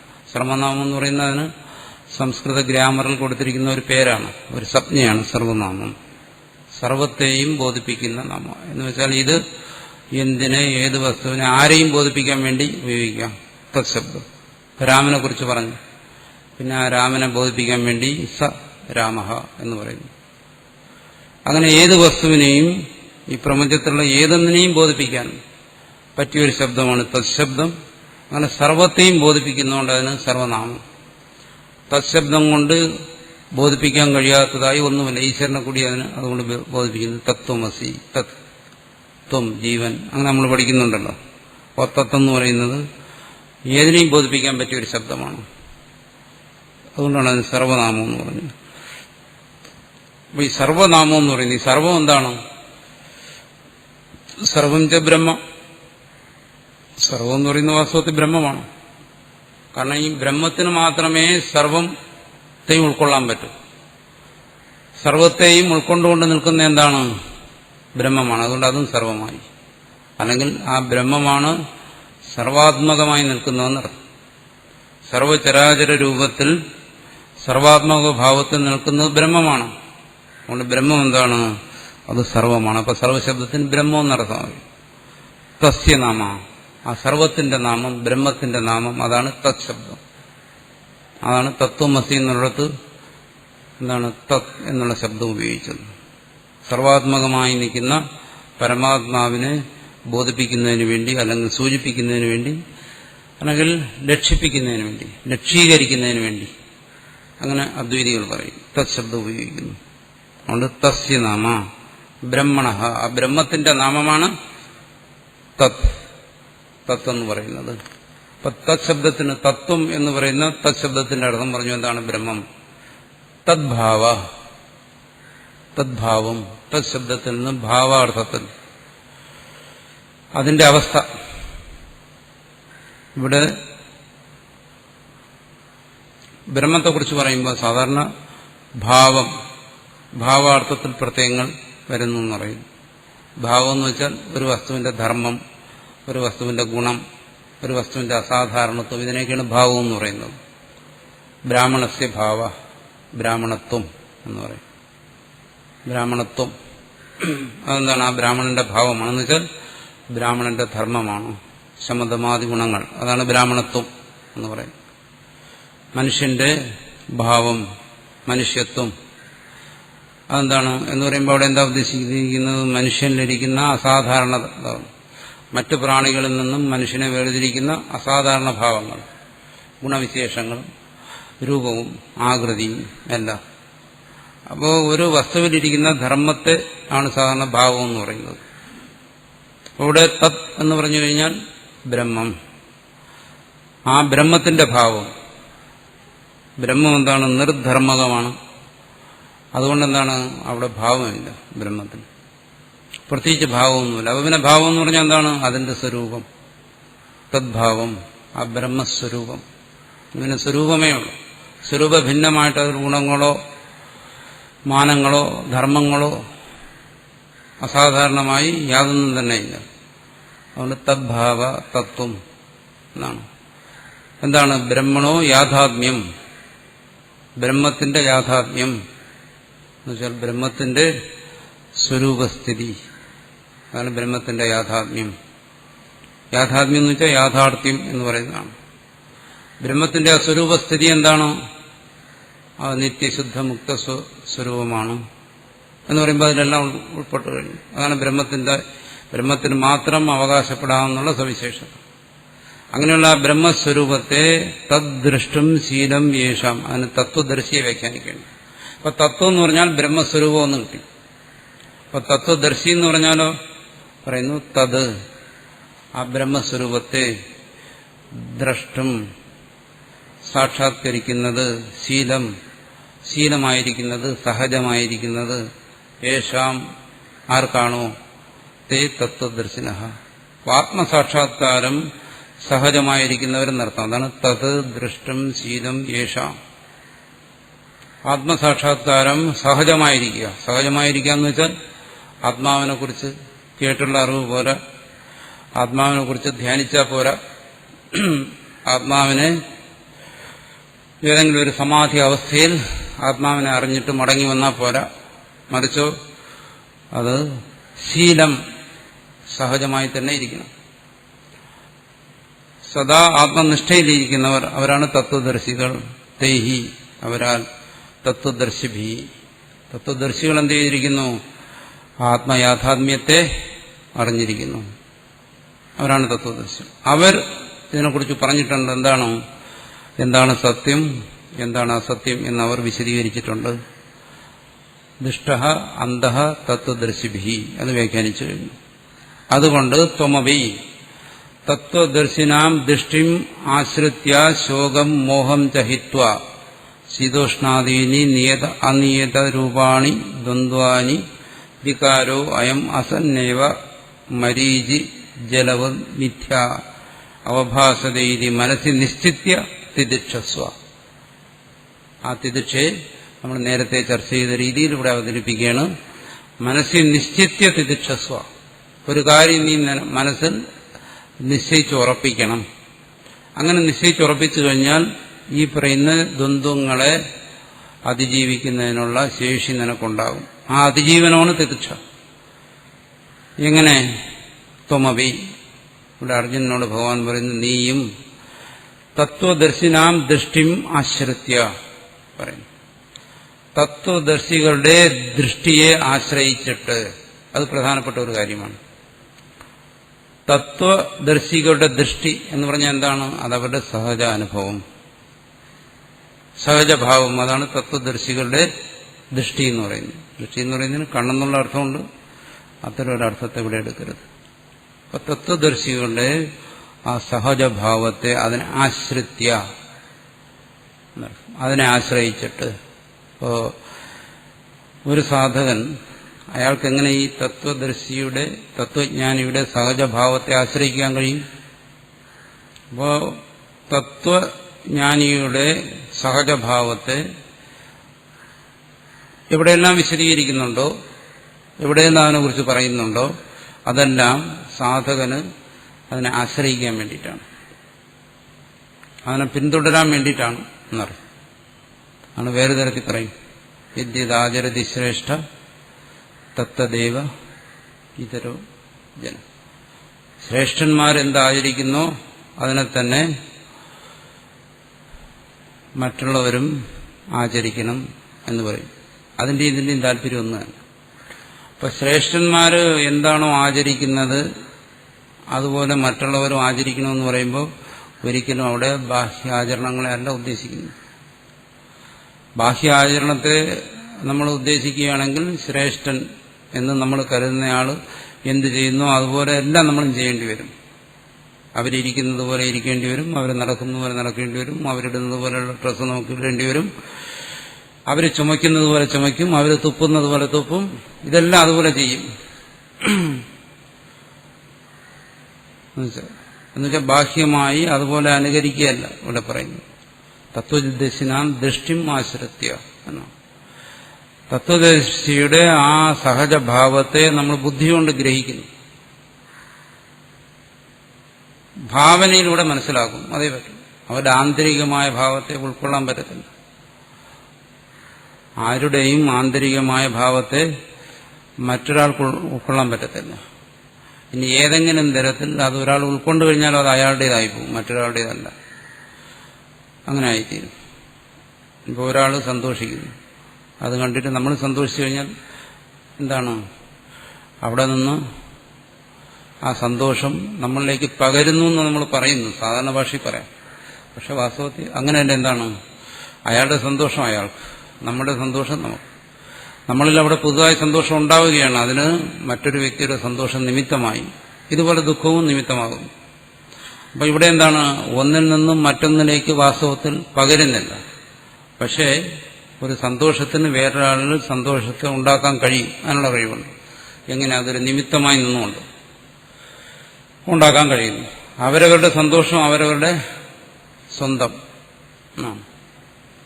ഒരു ജ്ഞാനിയുടെ ജ്ഞാനം വേറൊരു ജ്ഞാനിയിലേക്ക് പകർന്നു പോകുന്നു, അത് പറ്റുന്നില്ല. നമ്മൾ പറയും ഒരു ജ്ഞാനിയെ കണ്ടപ്പോൾ വേറൊരു ജ്ഞാനി തിരിച്ചറിഞ്ഞു. ഒരു ജ്ഞാനിയെ സംബന്ധിച്ചിടത്തോളം പിന്നെ രണ്ട് ജ്ഞാനിയില്ല, ഒരു ജ്ഞാനിയേ ഉള്ളൂ. രണ്ട് ജ്ഞാനിമാരുണ്ടായാലേ പിന്നെ തിരിച്ചറിയൽ സംഭവിക്കത്തുള്ളൂ. രണ്ട് ജ്ഞാനി അവിടെ ഇല്ല. പക്ഷെ നമ്മൾക്ക് അങ്ങനെയൊക്കെ പറയാനുള്ള അവകാശവും സ്വാതന്ത്ര്യമൊക്കെ ഉണ്ട്. നമ്മുടെ നിലയിൽ നിന്നുകൊണ്ട് നമ്മളങ്ങനെ പറയുന്നു. ഇവിടെ എന്താണ് അർജുനനോട് പറയുന്നത്? ആ തത്വജ്ഞാനിയുടെ നിലയെ മനസ്സിലാക്കിയിട്ട് അതിനെ ആശ്രയിക്കുക. ശ്രേഷ്ഠന്റെ ആചരണത്തെ, ആന്തരികമായ ആ ഭാവത്തെ ഗ്രഹിച്ചിട്ട് അതിനെ ആശ്രയിക്കാൻ പറയുന്നു. എന്ന് പറഞ്ഞാൽ എന്താണ്? അതിനെ പരിശീലിക്കുക, അതിനെ അഭ്യസിക്കുക എന്നുള്ളതാണ്. അർജുനനോടും പറയുന്നു ആ ഭാവത്തെ. ഇതിനെ വീണ്ടും പറയുന്നു. ഭാഷ്യകാരൻ തന്നെ ഈ കാര്യം പറയും, പല ഭാഗങ്ങളിൽ പറയും. തത്വജ്ഞാനിയുടെ നിലയെ നമുക്ക് നമ്മുടെ ബുദ്ധി കൊണ്ട് ഗ്രഹിക്കാവുന്നിടത്തോളം ഗ്രഹിച്ചതിന് ശേഷം അതിനെ സ്വയം ഭാവന ചെയ്യുക, അല്ലെങ്കിൽ അതിനെ ഗ്രഹിച്ചിട്ട് അതിനെ അഭ്യസിക്കുക. എങ്ങനെ? മാനസികമായി. അങ്ങനെ അഭ്യസിക്കുമ്പോൾ എന്ത് വരുന്നു? തത്വജ്ഞാനിയുടെ നിലയെ സ്വയം സ്വീകരിക്കാൻ ശ്രമിക്കുന്നു. തത്വജ്ഞാനി ദ്വന്ദ്വാതീതനാണ്. അപ്പോൾ അവിടെ സാധകനും എന്ത് ചെയ്യുന്നു? ദ്വന്ദ്വാതീതനാകാൻ ശ്രമിക്കുന്നു. തത്വജ്ഞാനി അസംഗനാണ്. സാധകനും എന്ത് ചെയ്യുന്നു? ആ അസംഗതയെ പരിശീലിക്കാൻ ശ്രമിക്കുന്നു. തത്വജ്ഞാനി അറിയുന്ന എന്താണ്? താൻ ശരീരം, മനസ്സ്, ബുദ്ധി ഇതിൽ നിന്ന് ഭിന്നനാണ്. ഘടദൃഷ്ടോ ഘടാത് ഭിന്ന. ആചാര്യസ്വാമികൾ എന്ന് പറയും, കുടത്തെ കാണുന്നവൻ അതിൽ നിന്ന് വേറെയാണ്. അതുപോലെ തത്വജ്ഞാനി എന്ത് ചെയ്യുന്നു? ശരീരേന്ദ്രിയ മനസ്സുകളിൽ നിന്നും എല്ലാം ഭിന്നനായിരിക്കുന്ന തന്നെ കാണുന്നു. അല്ലെങ്കിൽ മറിച്ചങ്ങനെ സർവത്തെയും താനായി കാണുന്നു. രണ്ടു തരത്തിലുമാകാം. സർവാത്മഭാവത്തിൽ കാണുന്നു. ഇവിടെ സാധകൻ എന്ത് ചെയ്യുന്നു? ആ സർവാത്മഭാവത്തെ മനസ്സുകൊണ്ട് ഭാവന ചെയ്യുന്നു. അല്ലെങ്കിൽ ആ പറയുന്ന അസംഗതയെ ചിന്തിക്കുന്നു. ചിന്തിച്ചിട്ട് അത് തന്റെ സ്വരൂപമാണെന്ന് ഉറപ്പിക്കാൻ ശ്രമിക്കുന്നു. ഈ തരത്തിൽ മാനസികമായ അഭ്യാസങ്ങൾ, അങ്ങനെ അഭ്യാസങ്ങൾ ചെയ്ത് ഈ തത്വത്തെ ദൃഢപ്പെടുത്തി ശോകം മോഹം ച ഹിത്വ, ശോകമോഹങ്ങളെ ഒഴിവാക്കി. ഇവിടെ ഈ കണ്ടതായ അർജുനൻ കണ്ടതായ അനുശോചനത്തെ അതിനെ ഒഴിവാക്കി ശീതോഷ്ണാദികളെ അനിയത രൂപമാണ്. ഞാൻ നേരത്തെ പറഞ്ഞു, അതിന് നിശ്ചിതമായ ഒരു രൂപമില്ല, മാറിക്കൊണ്ടിരിക്കുന്നു. ചിലപ്പോൾ ശീതം സുഖത്തെ തരുന്നു, ചിലപ്പോൾ ദുഃഖത്തെ തരുന്നു. അങ്ങനെ ഈ ദ്വന്ദ്വങ്ങളെല്ലാം, ശീതോഷ്ണാദി എന്ന് പറയുന്നത് എല്ലാത്തിനെയും എടുക്കാൻ വേണ്ടി, അതാണ് ദ്വന്ദ്വാനി എന്ന് പറഞ്ഞത്. ജയപരാജയങ്ങളും ലാഭനഷ്ടങ്ങളും എന്തെല്ലാം വിപരീത അനുഭവങ്ങളുണ്ടോ മനസ്സിനെ സദാസമയവും സഞ്ചരിപ്പിച്ചുകൊണ്ടിരിക്കുന്ന, മനസ്സിനെ വിപരീതമായ കോണുകളിലേക്ക് കൊണ്ടുപോയിക്കൊണ്ടിരിക്കുന്ന എന്തെല്ലാം അനുഭവങ്ങളുണ്ടോ അതിനെല്ലാം വികാരോ അയം അസന്നേവ, ഇതെല്ലാം ഈശോ ദുഃഖാനുഭവങ്ങളും ദ്വന്ദ്ങ്ങളും അതിന് കാരണമായിരിക്കുന്ന ആന്തരികവും ബാഹ്യവുമായ നിമിത്തങ്ങളും ഇതെല്ലാം വികാരങ്ങളാണ്, കാര്യങ്ങളാണ്, മായാകാര്യങ്ങളാണ്. അതുകൊണ്ടാണ് പറഞ്ഞത് അസത്തേവ, കൽപ്പിതമാണ്, മനസ്സിന്റെ കൽപ്പനകളാണ്. ഇങ്ങനെ ചിന്തിച്ചിട്ട് അല്ലെങ്കിൽ ഇങ്ങനെ ഭാവന ചെയ്തിട്ട് രണ്ടു തരത്തിലുമാകാം. ഒന്നുകിൽ അതിനെ മനനം ചെയ്യാം, അല്ലെങ്കിൽ ഭാവന ചെയ്യാം. രണ്ടു തരത്തിലും ചെയ്തുകൊണ്ട് രണ്ടും തമ്മിൽ വ്യത്യാസമുണ്ടല്ലോ. ഭാവന എന്ന് പറയുമ്പോൾ ഒരു കാര്യത്തെ തന്നെ തുടർച്ചയായി മനസ്സിൽ ആവർത്തിക്കുന്നു, അത് ഭാവനയായി. മനനം എന്ന് പറയുന്നതോ ഒരു വിഷയത്തെ തന്നെ പല രീതിയിൽ ചിന്തിക്കുന്നു. രണ്ട് രീതിയിലായാലും ശരി, മനനത്തിലൂടെയോ ഭാവനയിലൂടെയോ. അസന്നേവ, ഇതെല്ലാം കൽപ്പിതമാണ്. എങ്ങനെ? മരീചി ജലവർ, മരുമരീചികയുടെ ജലത്തെ പോലെ മിഥ്യ അവഭാസതേ, കൽപ്പിതമായത് പ്രതീതമാകുന്നു എന്നാണ്. മിഥ്യ, കൽപ്പിതം, അവഭാസതേ, അനുഭവപ്പെടുന്നു. കൽപ്പിതമായത് അനുഭവപ്പെടുന്നു. അതിനെക്കുറിച്ച് നമ്മൾ കഴിഞ്ഞ ക്ലാസ്സുകളിൽ ചർച്ച ചെയ്തതാണ്. മനസ്സ് കൽപ്പിക്കുന്നതാണ്, ബാഹ്യമായി നിലനിൽക്കുന്നതല്ല. മനസ്സിനുള്ളിൽ, അറിവിനുള്ളിൽ സ്ഫുരിക്കുന്നതാണ് ഇവ. അറിവിന്റെ സൃഷ്ടിയാണ് ഇത്. പറഞ്ഞല്ലോ,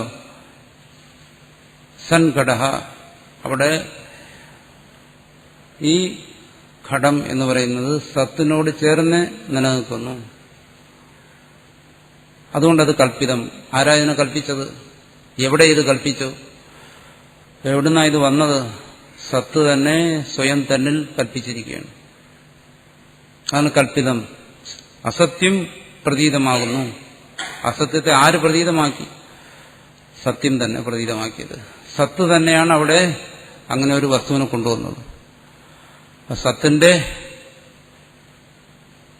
തന്നെ ഒരു ആവിഷ്കാരമാണത്. അതിന്റെ സത്തിന്റെ തന്നെ ഒരു പ്രകടനമാണത്. സത്ത് പുറത്തു കൊണ്ടുവന്ന ഒരു സാധനമാണത്. അങ്ങനെ ഈ സർവ്വ വിഷയങ്ങളെയും ധരിച്ച് ഇതി മനസ്സിൽ നിശ്ചിത്യ എന്നിങ്ങനെ മനസ്സിൽ ഉറപ്പിച്ച് ദൃഢമാക്കി. അതെങ്ങനെ ഉറയ്ക്കും? ഭാവന കൊണ്ടും മനനം കൊണ്ടും. അതായത് ഭാവനയ്ക്കും മനനത്തിനും, മനനത്തിന് മനസ്സിന് കൂടുതൽ ശേഷി ആവശ്യമാണ്, ഭാവനയ്ക്ക് അത്രയും ആവശ്യമില്ല. ഒരേ ഒരു കാര്യത്തെ മനസ്സിൽ ആവർത്തിക്കുക, അതിന് ഊഹാപോഹ വിചക്ഷണത്വമൊന്നും ആവശ്യമില്ല.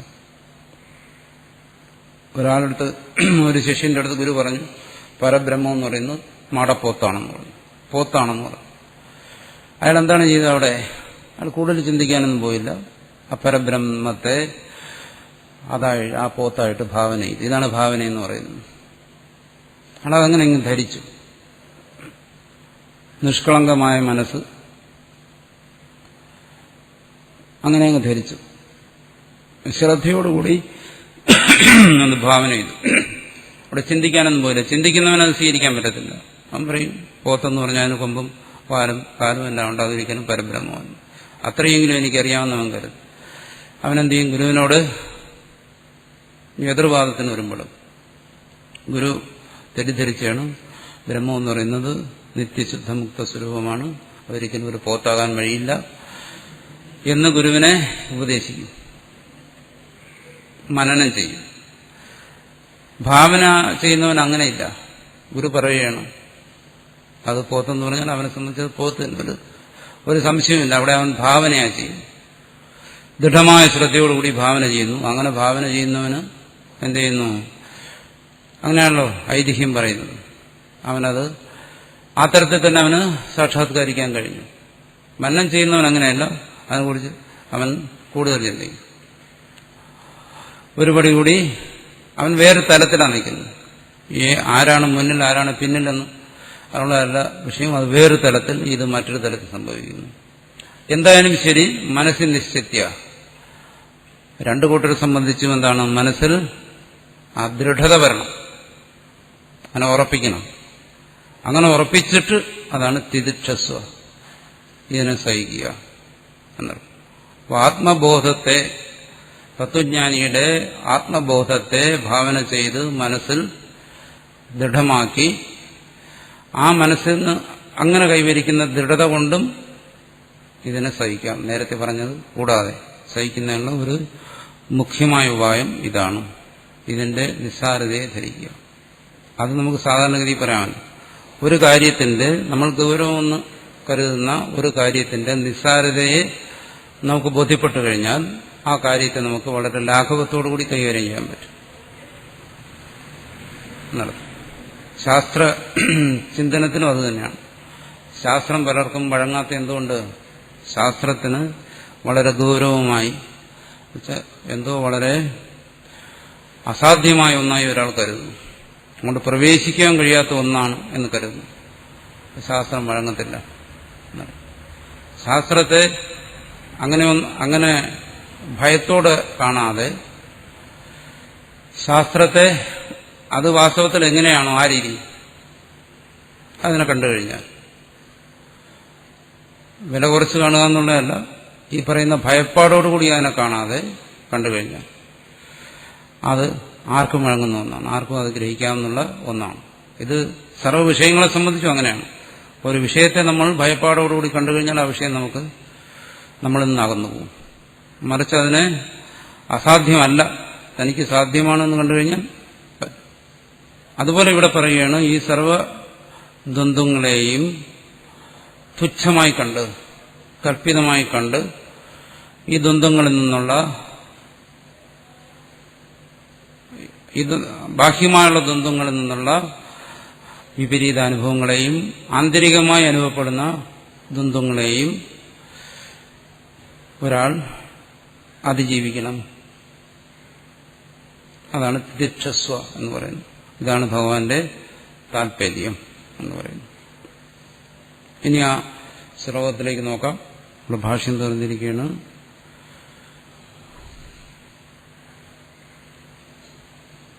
ന അസതോ വിദ്യതേ ഭാവോ ഭാവ അസതഃ ഭാവഃ ന വിദ്യതേ എന്നാണ്. അസതഃ അസത്തായ എന്നുവെച്ചാൽ കൽപ്പിതമായ ഒന്നിന്റെ ഭാവം, ഉണ്മ, അസത്തായ ഒന്നിന്, കൽപ്പിതമായ ഒന്നിന് ഉണ്മ ന വിദ്യതേ ഇല്ല എന്നാണ്. അസത്തായ കൽപ്പിതമായ ഒന്നിന് ഭാവഃ ഉണ്മ എന്നുവെച്ചാൽ പാരമാർത്ഥികത്വം ന വിദ്യതേ ഇല്ല. അതുപോലെ സതഃ പരമാർത്ഥ വസ്തുവിന് അഭാവഃ എന്നുവെച്ചാൽ കൽപ്പിതമായ നിലനിൽപ്പ്, കൽപ്പിതമായ ഉണ്മ ന വിദ്യതേ ഇല്ല. ഇത് ഈ അർത്ഥം പറയുന്നത് നമ്മൾ ഇതുവരെ ഭാഷ്യം ചർച്ച ചെയ്ത് ആ ഭാഷ്യത്തിനനുസരിച്ചാണ്. സാധാരണഗതിയിൽ അർത്ഥം പറയുമ്പോൾ ഭാവം, ഉണ്മയ്ക്ക് അസത്, ഇല്ലായ്മ സംഭവിക്കുന്നില്ല, അങ്ങനെയൊക്കെയാണ് സാധാരണ അർത്ഥം പറയുന്നത്. പക്ഷെ ഭാഷ്യകാരൻ പറഞ്ഞിരിക്കുന്നതനുസരിച്ച് ഇതുവരെ നമ്മൾ ചർച്ച ചെയ്ത ഭാഷ്യ ആശയം അനുസരിച്ച് പറയുമ്പോൾ അങ്ങനെ പറയും. അസത്ത് എന്ന് പറഞ്ഞാൽ കൽപ്പിതം, സത്ത് എന്ന് പറഞ്ഞാൽ ഉണ്മ. അപ്പോൾ സത്തായ ഒന്നിന് അഭാവം, കൽപ്പിതമായ അവസ്ഥ ന വിദ്യതയില്ല. അനയോഹോ ഉഭയോഹോ അപി അന്തഃ തു തത്വദർശിഭിഃ ദൃഷ്ടഃ. തത്വദർശിഭിഃ തത്വജ്ഞാനികളാൽ. ഇങ്ങനെ ഈ പറയുമ്പോൾ ഒരു വാക്ക് ശാലം അങ്ങോട്ടും ഇങ്ങോട്ടും മാറിപ്പോയി എന്ന് വിചാരിച്ചാൽ അതിന്റെ അന്വയത്തിനൊന്നും കുഴപ്പമൊന്നും വരത്തില്ല. അതിൽ നിന്ന് ആശയം നമുക്ക് കിട്ടത്തക്ക രീതിയിൽ വാക്കുകളെ ചേർത്തെടുത്താൽ മതി. തത്വദർശിഭി ആദ്യം പറയണോ അതോ ഇടയ്ക്ക് പറയണോ, അതിലൊന്നും വാശി പിടിക്കേണ്ട കാര്യമില്ല. തത്വദർശിഭി തത്വജ്ഞാനികളാൽ, ആത്മദർശികളാൽ. അനയോഹോ ഉഭയോഹോ അഭി അന്തഃ, ഈ രണ്ടെണ്ണത്തിന്റെയും അന്തഃ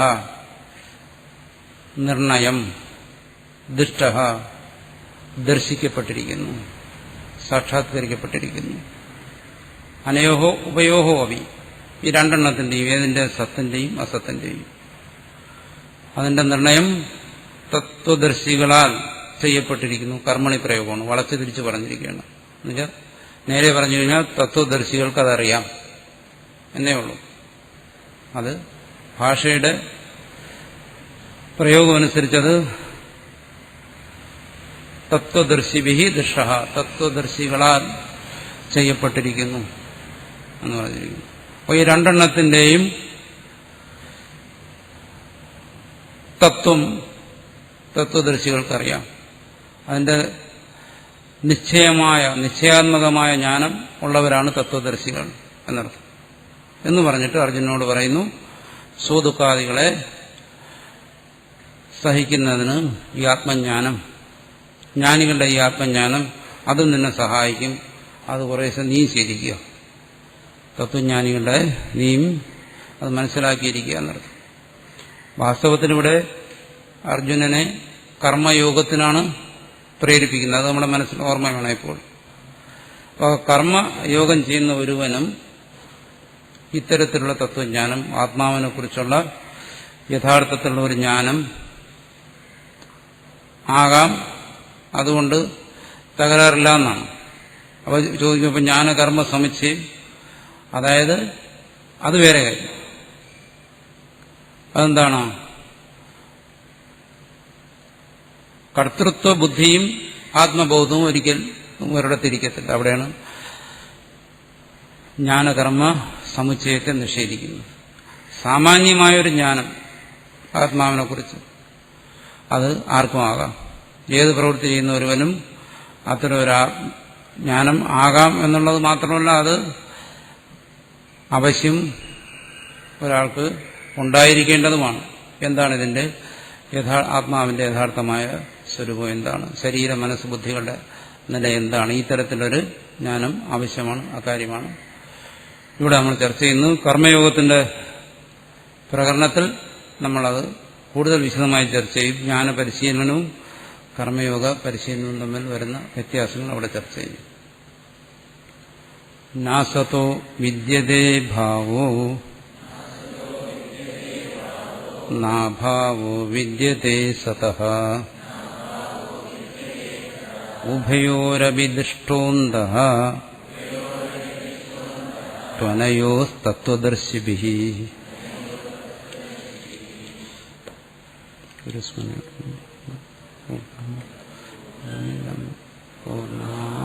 പൂർണ്ണമുദച്യത്തെ പൂർണ്ണസ്യ പൂർണ്ണമാദായ പൂർണ്ണമേവാവശിഷ്യത്തെ. ഓം ശാന്തി ശാന്തി ശാന്തി.